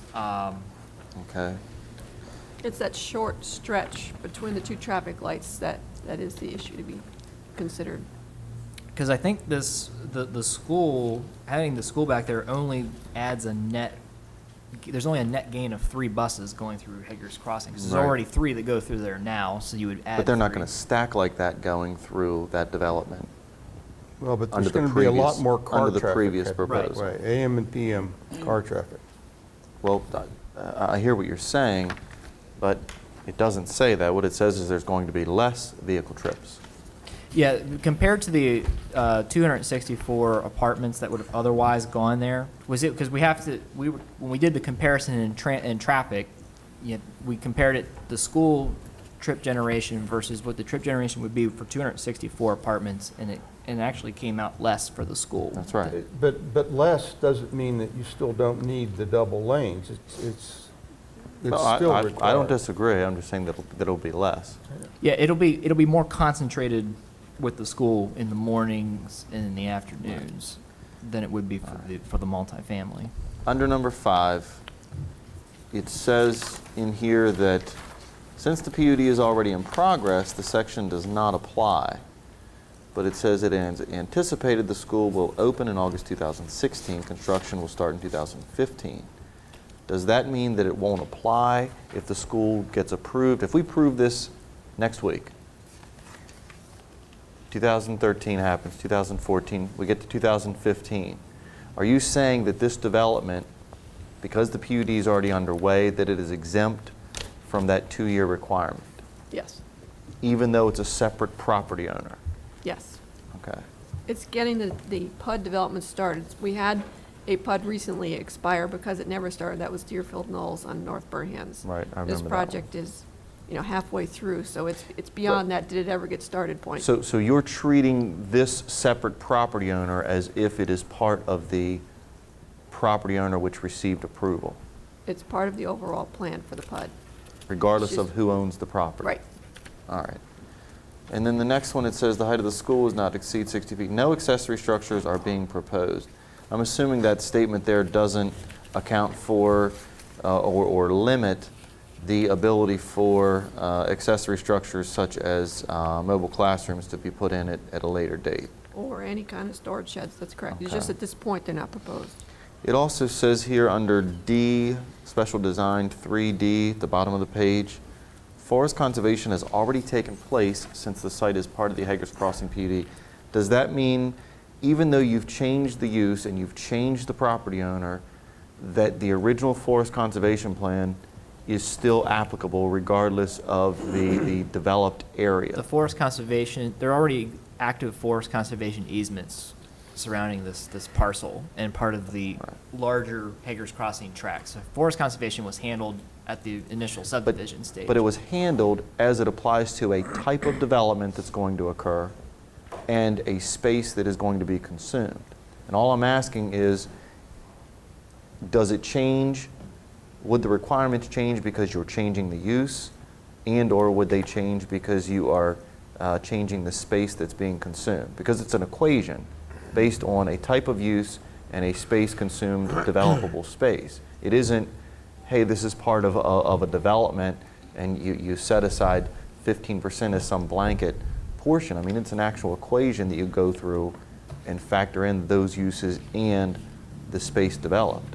And I'm just curious whether or not it's less or it's more, or whether it doesn't apply at all. It's the same tract, and how the tract was to be used was contemplated, I mean, in terms of what trees were going to remain or not. There's no trees out there, and it's actually been rough graded.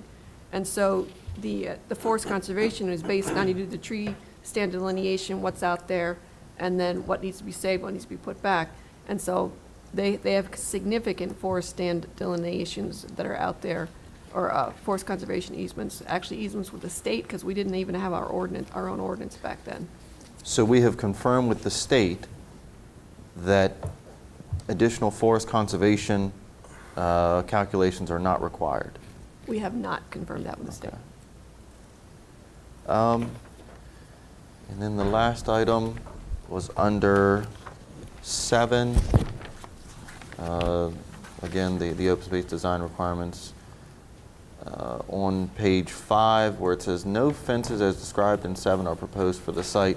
I'm assuming that means that all stormwater management is located off-site, that it's already been accounted for. Because I guess I'm familiar with because it has specifications in the PUD for types of fencing, and I just want to make sure we don't come back and go, oh, we're going to have a stormwater management pond here, and it's going to be fenced, and this is the type of fencing that we propose to use. My understanding with respect to stormwater that there's already an existing basin out there which it will utilize, but Right, which is adjacent to the site. But they will also have to do they will also have to comply with the new stormwater regulations, which requires environmental site design. That'll be part of site plan And that'll be review. part of the site plan. That's the planning board Okay. does, the due diligence. Okay. And then, so as it relates to stormwater management, then, and I think this is more a question of awareness for the developer, I think the regs were grandfathered in as what, in May of this year. Anything prior to that, you met the 20% rule, now you got to meet the 50% rule. So I guess my curiosity is, because there's an existing stormwater management facility on that site, and it applies to a development that was proposed for this site under the parameters of a previous or bygone period, is it still grandfathered now that it has changed property owner's hands and it has changed its type of use than it was previous to May of this year? I think neither Alex nor I could answer that, but Yeah, I'm perhaps the looking at city Rodney. engineer or the engineer's engineer, or the. So they're going to have to developer's step up to the 50% requirement. That's the redevelopment. This would be a brand new site. We're looking at providing full ESD on this site, but that pond is already there to handle our volume. Everything you're going to create, because it's less of volume than the previous proposal. Okay. They'll have to put in more water quality measures than what we would have seen in the past. All right. And the last item is as it relates to the concept plan itself. I would note, as I did when we originally approved this PUD, which is this PUD has no less than 15 cul-de-sacs in it. For those of us that live within the old workable street grid system that we should have never went away from, to me that is way too many cul-de-sacs, and I only point that out because in this concept proposal, while we have what appears to be 2 access points going to the adjoining property, as we have learned on Robinwood and Eastern and all of these other developments, I would encourage us to request of the Board of Ed to consider an access for future road to connect out the backside of this property so that there are additional access points into adjacent land that will ultimately be developed as the city grows over time. I just, Well, to wouldn't the not ro- do that, I think is short-sighted. Wouldn't the road to extend be the cul-de-sac in front of the community center? Is that what you're talking about, Chris? Right here. Yeah. This area right here. There, as you can see, there's reserved right-of-way at the end of the cul-de-sac on Brule Court that would allow for a connection to the north, right here. There's already a connection to the adjoining property. Right here. It's left as a stub there. Right there, that. Yeah, I see that one in the larger plan.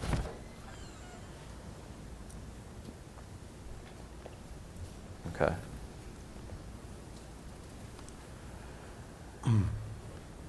Is that all, Mr. Alger? That's it.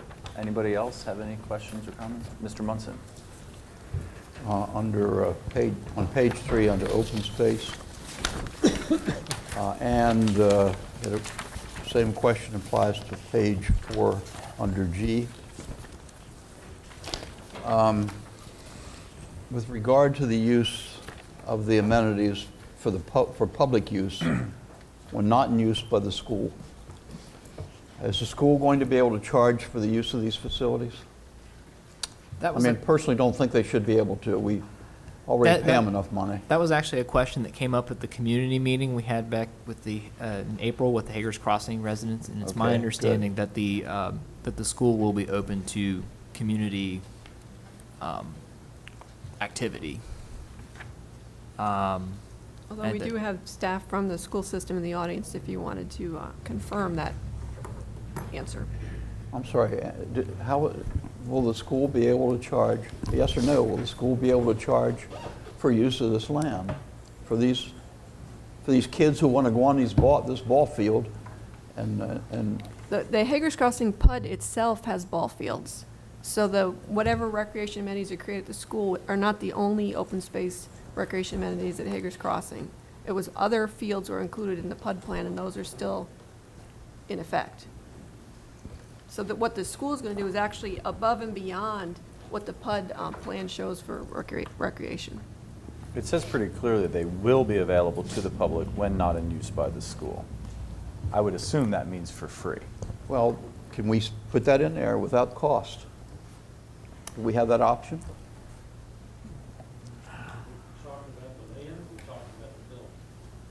I'm sorry, what? He wants to know if you're talking about the land or the building. You're talking about the open space, is that I'm correct? talking about the open space, using this, Talking about the site and the green space. yeah. Green space, I mean, we normally don't charge for green space for individuals to come and participate or to use, playground facilities, those types of things. Organized groups that are blocking out other people from using space sometimes are charged, but generally, children, things like that, youth groups, they're all over our campus, and none of those groups are charged.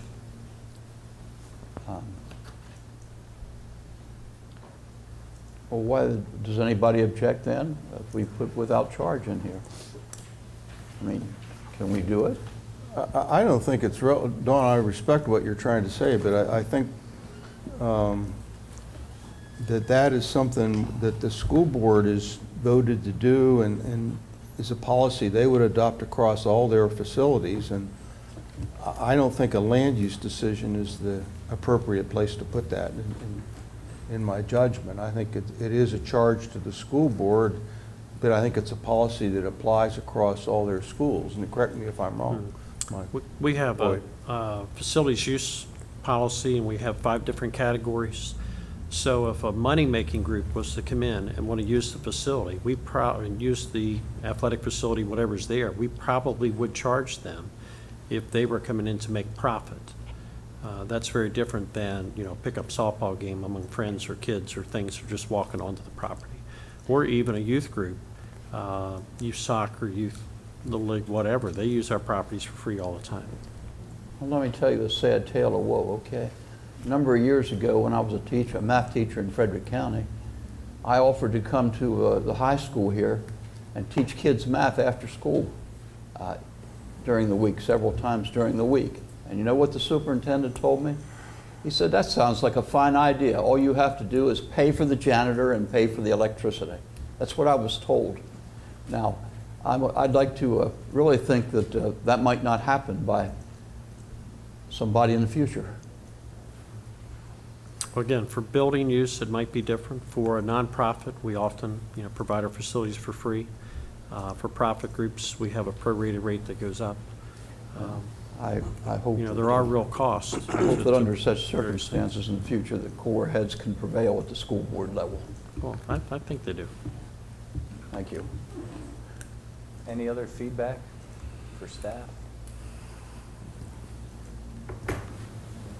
Okay, so we have a public hearing next week as well as a vote on or just the public hearing? Right. Yeah, the public, the one that, we'll bring this back to you for discussion in August after the public hearing.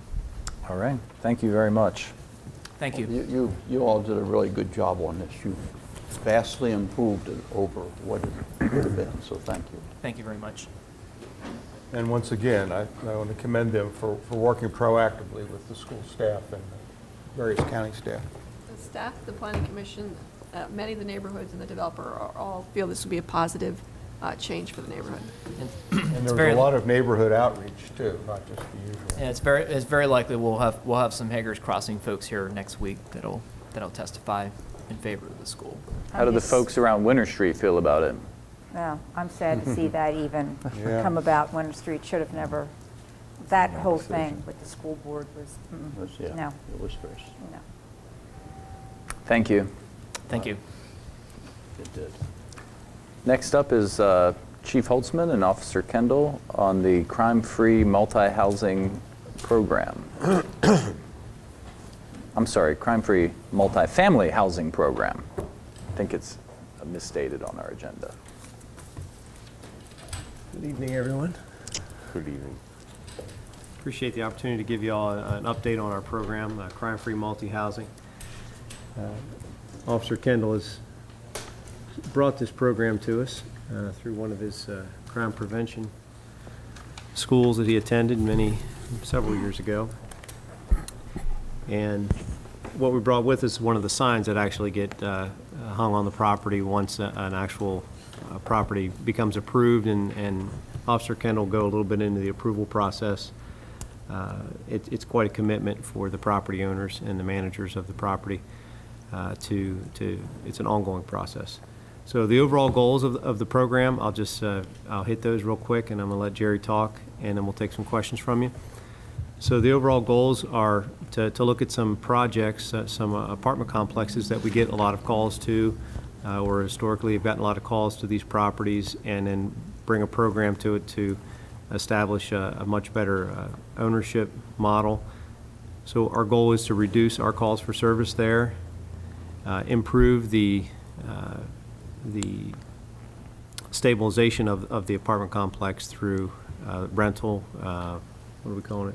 Rental turnover, reduce the rental turnover, and have the tenants stay longer. So, we often talk about a residential unit versus home ownership, and the key there is not really, how often we all, I think, treat our homes better maybe than an apartment we lived in, but the longer the person stays in an apartment, the more stable that becomes.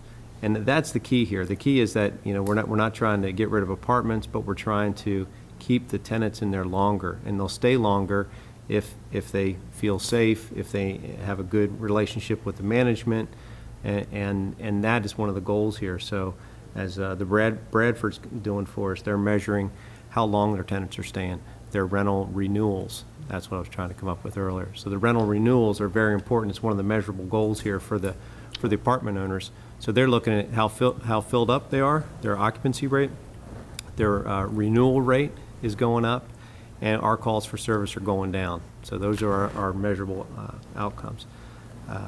So I'll let Jerry talk a bit about his current numbers and maybe an overview on how someone does become certified in the program. Okay, as you can see on the opening sheet here that we have some current numbers for apartment communities that are currently fully certified in the program. We have the Bradford, Bethel Gardens. We recently brought on Pangbourne Heights Apartments out off security, and also the original house that we have at 3234 West Church. Do have working right now with Cortland Apartments.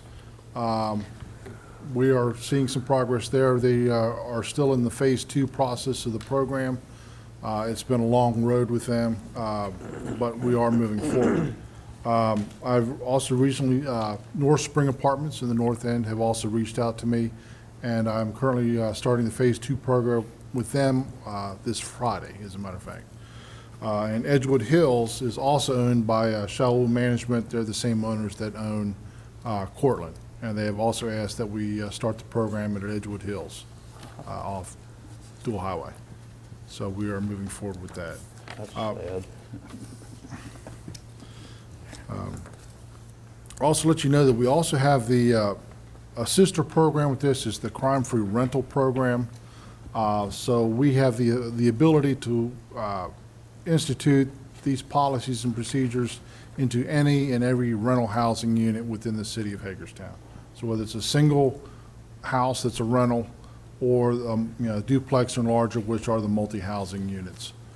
So we can put the crime-free addendum into place, making sure that the property owners or the property managers are doing the requirements that they need to do with the criminal background checks, financial background checks, and things that are needed to create that stable tenancy that is the goal of the program.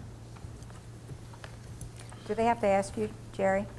I mean, is this something that, okay? I'd like to give you a couple places. Who do you contact? Well, it's a good point, though, because what we do, Oh, I'm we serious, we you will know? actually go out and ask for the apartment unit to join us, and sometimes, as he mentioned with North Spring, they reached out to us. Yeah. I think people are seeing the success of it and using some of the models like the Bradford that we have. Their occupancy rate is Yeah. way above what a normal apartment management. So as we get the word out on this, I think we're going to get more and more calls. And to get a place like North Spring, who we've had quite a few calls over the years out there, and their occupancy rate is really low right now, they're seeing this as a positive move Yeah. for them, It's for just them that, long you know, term. there's so many half doubles that are half doubles, and then there are those half doubles which are made into apartments. Yes. But certainly, there's a lot of avenue there that, and I just wondered how you went about it, you know? Is there a minimum number of units that an apartment has to have, or? No, there aren't. So it could be a half double that's been chopped up into 3 apartments? Correct. It can Yeah. be a single house. That's Yeah. that's a rental. It can be Yeah. any rental Anything that's a property. rental, but who do you approach? I've The people that are living there or the owner? Because most of the owners are absentee. Exactly. Okay. I have written letters out to, specifically within the downtown core area specifically. I've sent letters out to the owners to try and get them involved. I've had a few responses. Recently, I've had a couple of the property management companies inquire about the program, and I think that's where I really need to concentrate the effort. Since they're handling 300 or 400 different units, Yeah. there's the ones that, we need to get the biggest pieces of the pie Yeah. to start out with. Yeah.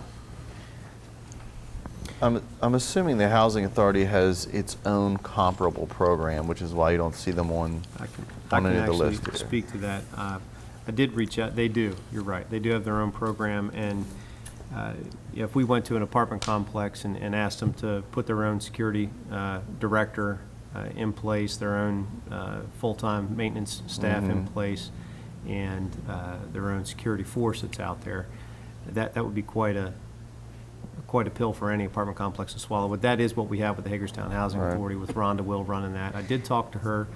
She actually just emailed me today and told me she got approval to join the program from the director of the Housing Authority. So they're going to be moving forward with it, and that's pretty good news for us. Yeah, that's good. They have just over 1,000 units in their housing. So, but they're already following many of the same principles. So it's going to be a pretty quick process for them. Yeah. Some of these other ones, if I could just continue ahead. for a second, for the Bradford, for instance, if you want to talk about some of the improvements they had to do to their property, there's a couple of pieces to it. The management has to take a seminar that Jerry puts on and go through all the basic crime prevention through environmental design. We throw it out as SEPTED. principals on the property, and talk about some of the things Bradford did just to get certified. Well, the Bradford have really taken this program to heart. If you guys remember, say 15 years ago, before the Bradford took over management, when it was still Townhouse Manor, that was our problem, one of our problem areas then. We had a lot of, high number of police calls for service, a high number of all sorts of incidents. The Bradford management took it over. They put a lot of things into place. They removed Section 8 housing and did a lot of work. When I brought this program to the management at the Bradford, they were like, where do we sign up? They've been very eager. They took this to heart, and they put tens of thousands of dollars into their property when they decided to adopt this program. They've incorporated a camera system into their property, covering all the common areas, the laundry rooms, the fitness center. They spent thousands and thousands of dollars on landscaping, which is one of the keys to increase natural surveillance throughout the area. Thousands of dollars on additional lighting, improved lighting, and they have gone the extra mile with this program. And as you can see on your sheet, with the statistics that they have over the last couple of years, we've dropped our police calls for service approximately 20%. Over the last couple of years, on the last fiscal years. And their occupancy has gone up, the tenancy has gone up, the attitude of the neighbors has gone up. The length of their tenancy has gone up. So this is a true success story with the Bradford. And like I said, the management have taken this program to heart, and they are a shining example of what, in a partnership with the apartment communities that we can do. The main components then are getting management. They go through the seminar. There's an on-site inspection that's done by Officer Kendall, and according to the crime prevention model. And then the lease addendum, there's a copy of the lease addendum that's in here, which is sort of a one-strike addendum, one strike and you're out policy. And it's pretty strong, and that is the key here. So screen good tenants, bring them into a property that is well established by the SEPTED principles, and then they get the one strike policy. And it goes not just for them, but for their guests. So it's I think, a good model for us going forward. We're in our infancy with this. We're just a little over a year full-time into this, and Officer Kendall is doing this from a patrol car right now. So I appreciate what he's doing. He's spending about a day away from patrol doing this just to keep this project moving ahead. We hope to have him doing this full-time in the future. So those are the main pieces of the crime-free project. We have 500 now. We're soon to have 1,000 in. When we get the Housing Authority, we'll bring another 1,000 on board.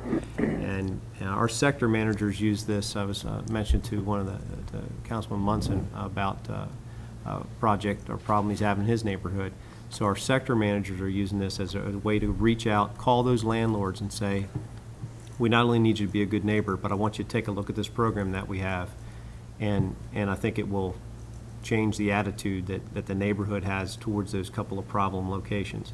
So right now, we're sort of picking and choosing our sore spots and the neighborhood sore spots instead of just it's open to anybody as we put the seminars on. But to answer your question, who do we call? We call the ones that are causing us the issues right now. Mm-hmm. So we're reaching out to those. Speaking of those that cause the issues, I would assume in your efforts that there is the ability to identify out there the percentage of folks that will drift about from space to space, get removed from one location and find an apartment in another location, and then another location.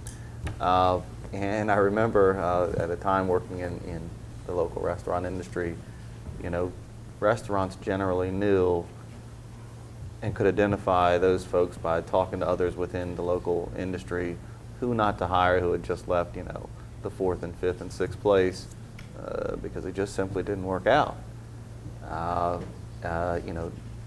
And I would just be interested as the program sort of grows, whether there is the ability to include a component whereby, especially on the small level property owners, the ones that have 6 or 8 properties, have the ability to say, okay, you know what, this person's been in 4 different places. Maybe I should know, why they left this last place they were renting, and have the ability for these, larger property managers and these smaller property managers to have that level of conversation among one another to understand that that's just not somebody that they want renting their place out to. You bet. The background check is key, and it's calling those references. And, we've even heard that references are being spoofed. In other words, they'll put down somebody as a reference, and you can spoof a phone number. In other words, you can make up a phone number. Right.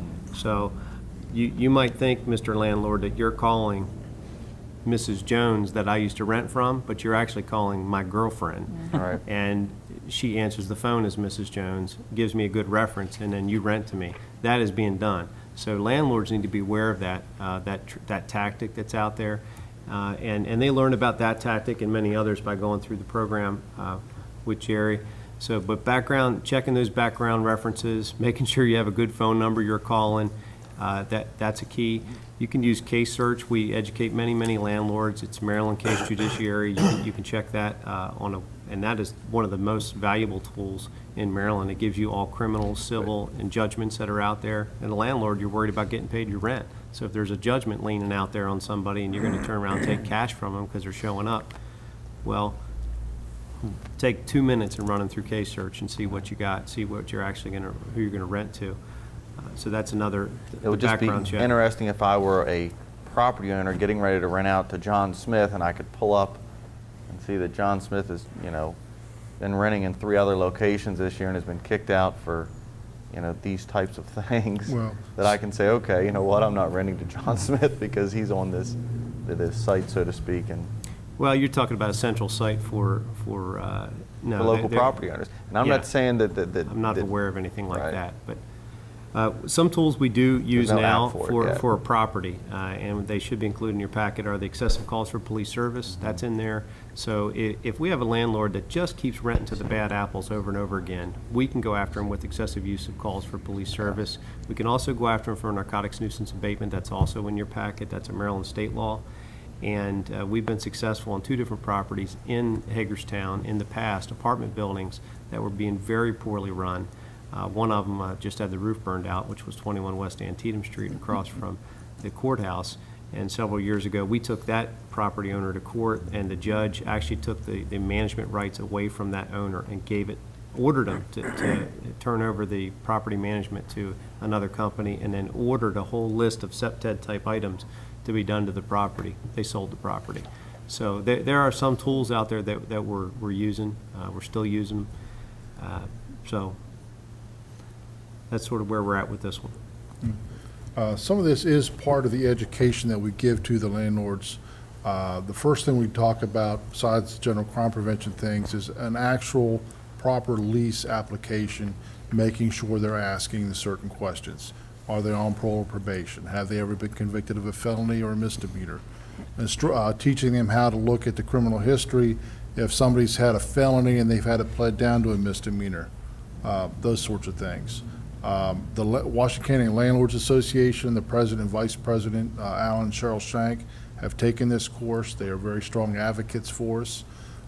They are consistently sending people our way also to get through the program. And they help do background checks.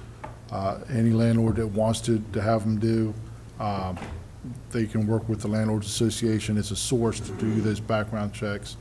There are several places online that are reputable places of doing those checks for minimal fees that fall within state code. So there's different ways. And there's the word of mouth throughout the Landlords Association also as far as tenants. There's a couple of online organizations, Rent and Right Directory, and a couple others where they can share this information, kind of like an Angie's List for landlords concerning tenants. I bring that up. I don't say use this website or Right. use that website. I can't endorse them, but I do let them know that they are out there. How do you follow up to see that standards are being met after a period of time? You're enthusiastic, you're doing it, you're carrying it on your shoulders, but 2 years from now, 3 years from now, somebody that's in the program, how are you guys reassured that they're still meeting the various standards that you apply? Every 6 months, I do an audit with the property manager on a particular property. So we will actually have them pull out the lease folders, make sure that they have the application in there, make sure they have the crime-free addendum in there, background and financial background checks on the tenants. And for the larger community, it might be 3 or 4 different random packets. Also, it's an annual certification that they have to maintain as far as the SEPTED portions and the Phase 3, the social function. Those are an annual requirement. The training is a triannual requirement that we do every 3 years. There's, once we get a little bit up and running, there's, able to dedicate more time, we'll actually send out secret shoppers to make sure that they are doing their, what is required of them. So it's not a feel-good program. There's a lot of effort into keeping this going. Well, I wasn't implying that. I just wanted to Well, I know what understand. you were. Yeah, and I knew Jerry could answer that one. We're also. But I have seen many government programs that have a burst of activity, and then 4 or 5 years later, it's not clear that there's any teeth in it anymore. We've also linked this with our automation with our CAD. If there's a police officer that goes to the Bradford tonight for a call for service, tomorrow morning, their management gets an email. Where we went, what the nature of the call was, not all the nitty-gritty details, but they're getting either daily or weekly emails at these different apartment complexes. Example, even Washington Gardens, who's not on our program at this point, have put a lot of the SEPTED principles in place. We had a discussion come up about an individual, a boyfriend that was staying at one of the apartments out there, and we got multiple calls, and this was in our CompStat meeting. And so I asked Lieutenant Woodring if he would contact Lisa Remsburg, who manages it. He called her up, and she says, I was already aware of it because I was receiving the emails that the police had been coming there looking for him, and he's not supposed to be on the lease, so I issued a letter of eviction for the tenant.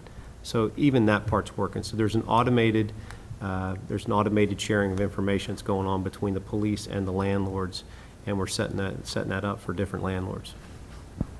Great. Mr. Munson. In my 40 years in government, or almost 40 years, this might be one of the finest programs, might be the finest program I've ever seen government produce. Congratulations to you, Jerry. I know you put your heart and soul into this thing, and you've been awarded, acknowledged as having done so, and congratulations on that. But let me just bring one thing up, and the Chief just mentioned it. If there's any organization, if there's any apartment complex that should be in it that's not mentioned here, it's Washington Gardens. And I don't understand why they're not in it at this point. Can you We approached clarify? Washington Gardens. Their management actually attended the training, and I'm sorry, and what? I couldn't- their management actually attended the training and to learn about the program.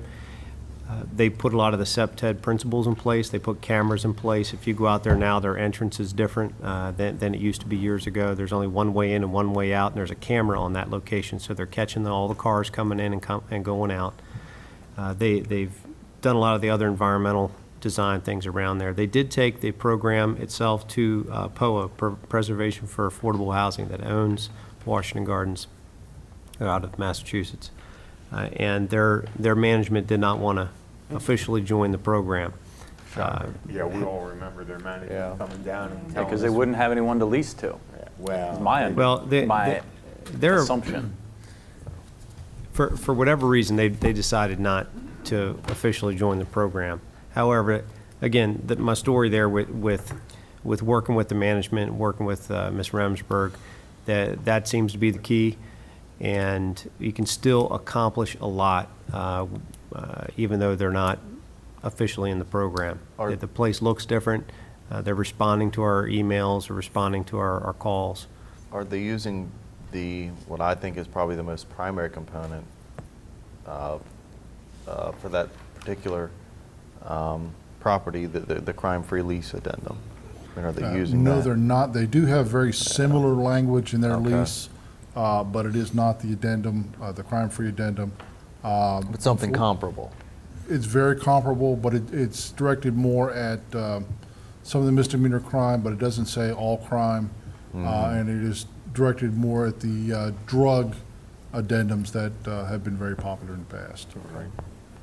As long as you beat your wife, you can stay, but don't smoke any drugs. Is there anything we can do to Well, this- encourage Washington Gardens to be in it, like raise some fees or increase their taxes or anything like that?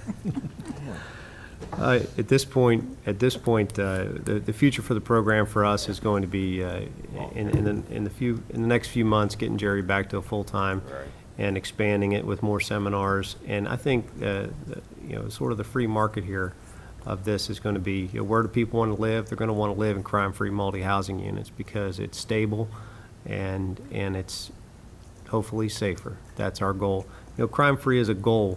It's not a crime-free place. I don't think anybody takes it literally, but it's the goal of the program. Right. And it involves the tenants, it involves the management, it involves the police, and I think I agree with you, Councilman, that Jerry gets all the credit for this one. He brought it to our department, and he's nursing this one along, and it's picking up steam. So, It's a great program. thank you. all. Thanks, Jerry. Thank you again, sir. Thank you.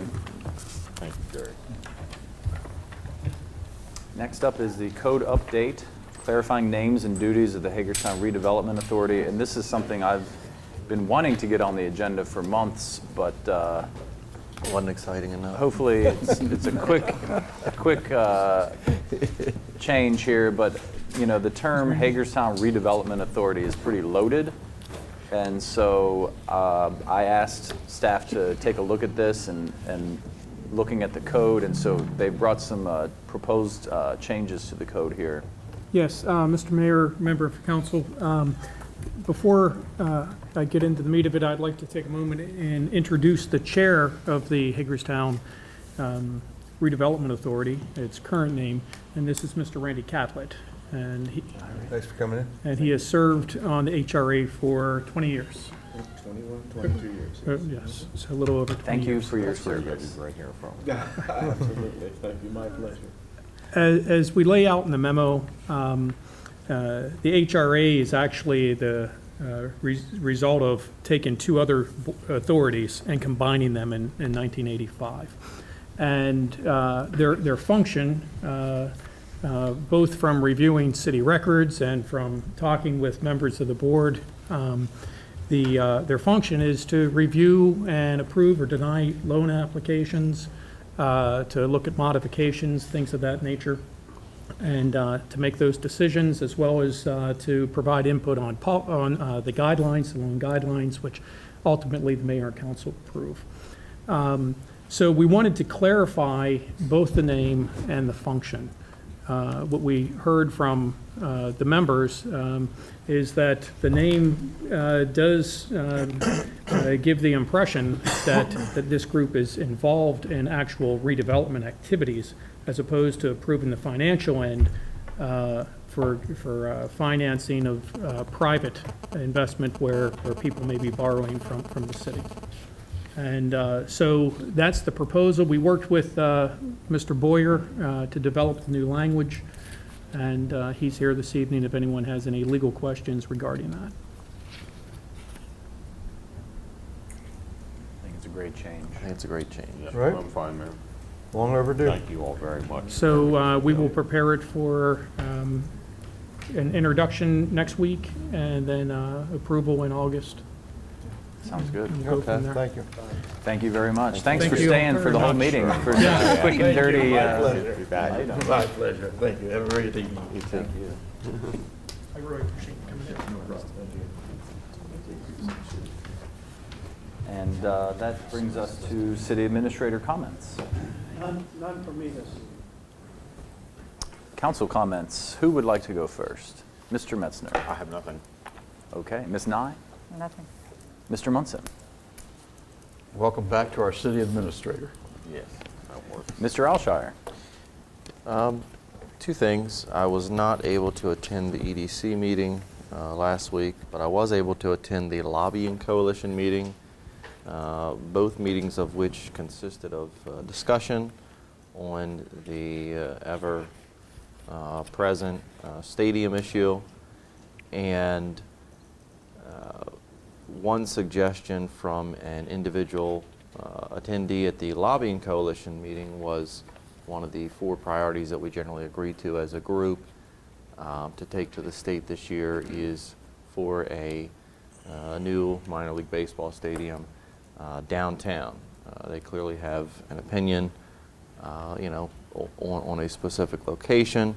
I know that we were supposed to have a work session next week, so I guess my question is, if the EDC is talking about it, and Fredericksburg's talking about it, and the Lobbying Coalition wants to lobby on our behalf for a specific location, we're going to have that conversation at some point, because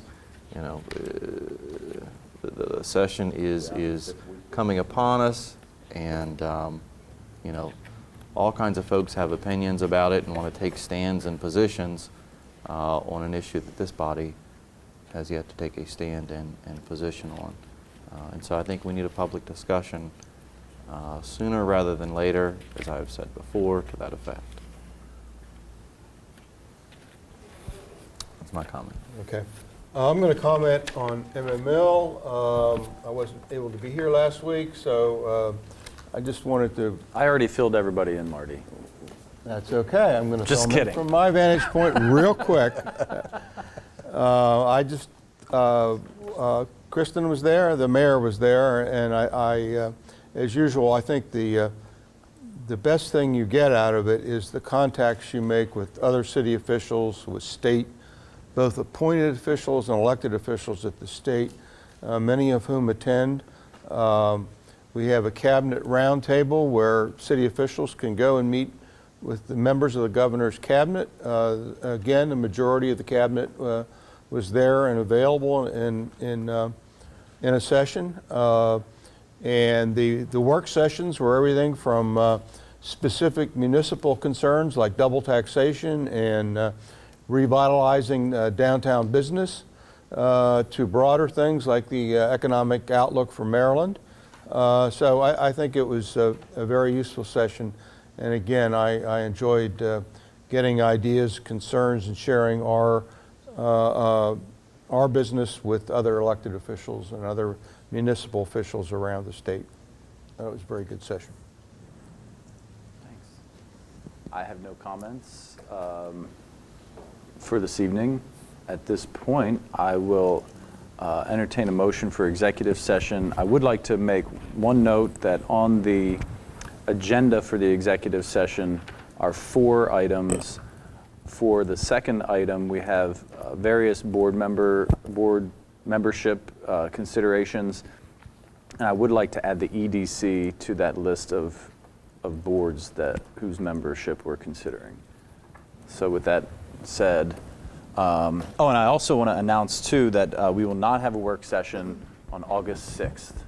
So please take another vacation and attend National Night Out if you're not on vacation, because that'll be the evening of August 6th at 6 p.m. So we will have a tour of downtown on July 30th, no work session on July 6th, and August 6th. At this point, I'll entertain a motion to go into executive session. How about entertaining a motion to give us a 5 minutes break? We'll take that after we make our... Second. All right. Any discussion? All opposed? All in favor of going into executive session, say aye. Aye. Any opposed? Number items 1 and 4, I'm opposed. Duly noted. All in favor of going to executive session. So we are in executive. We took the vote. Sorry, honey. We're going to take a little bit of a break.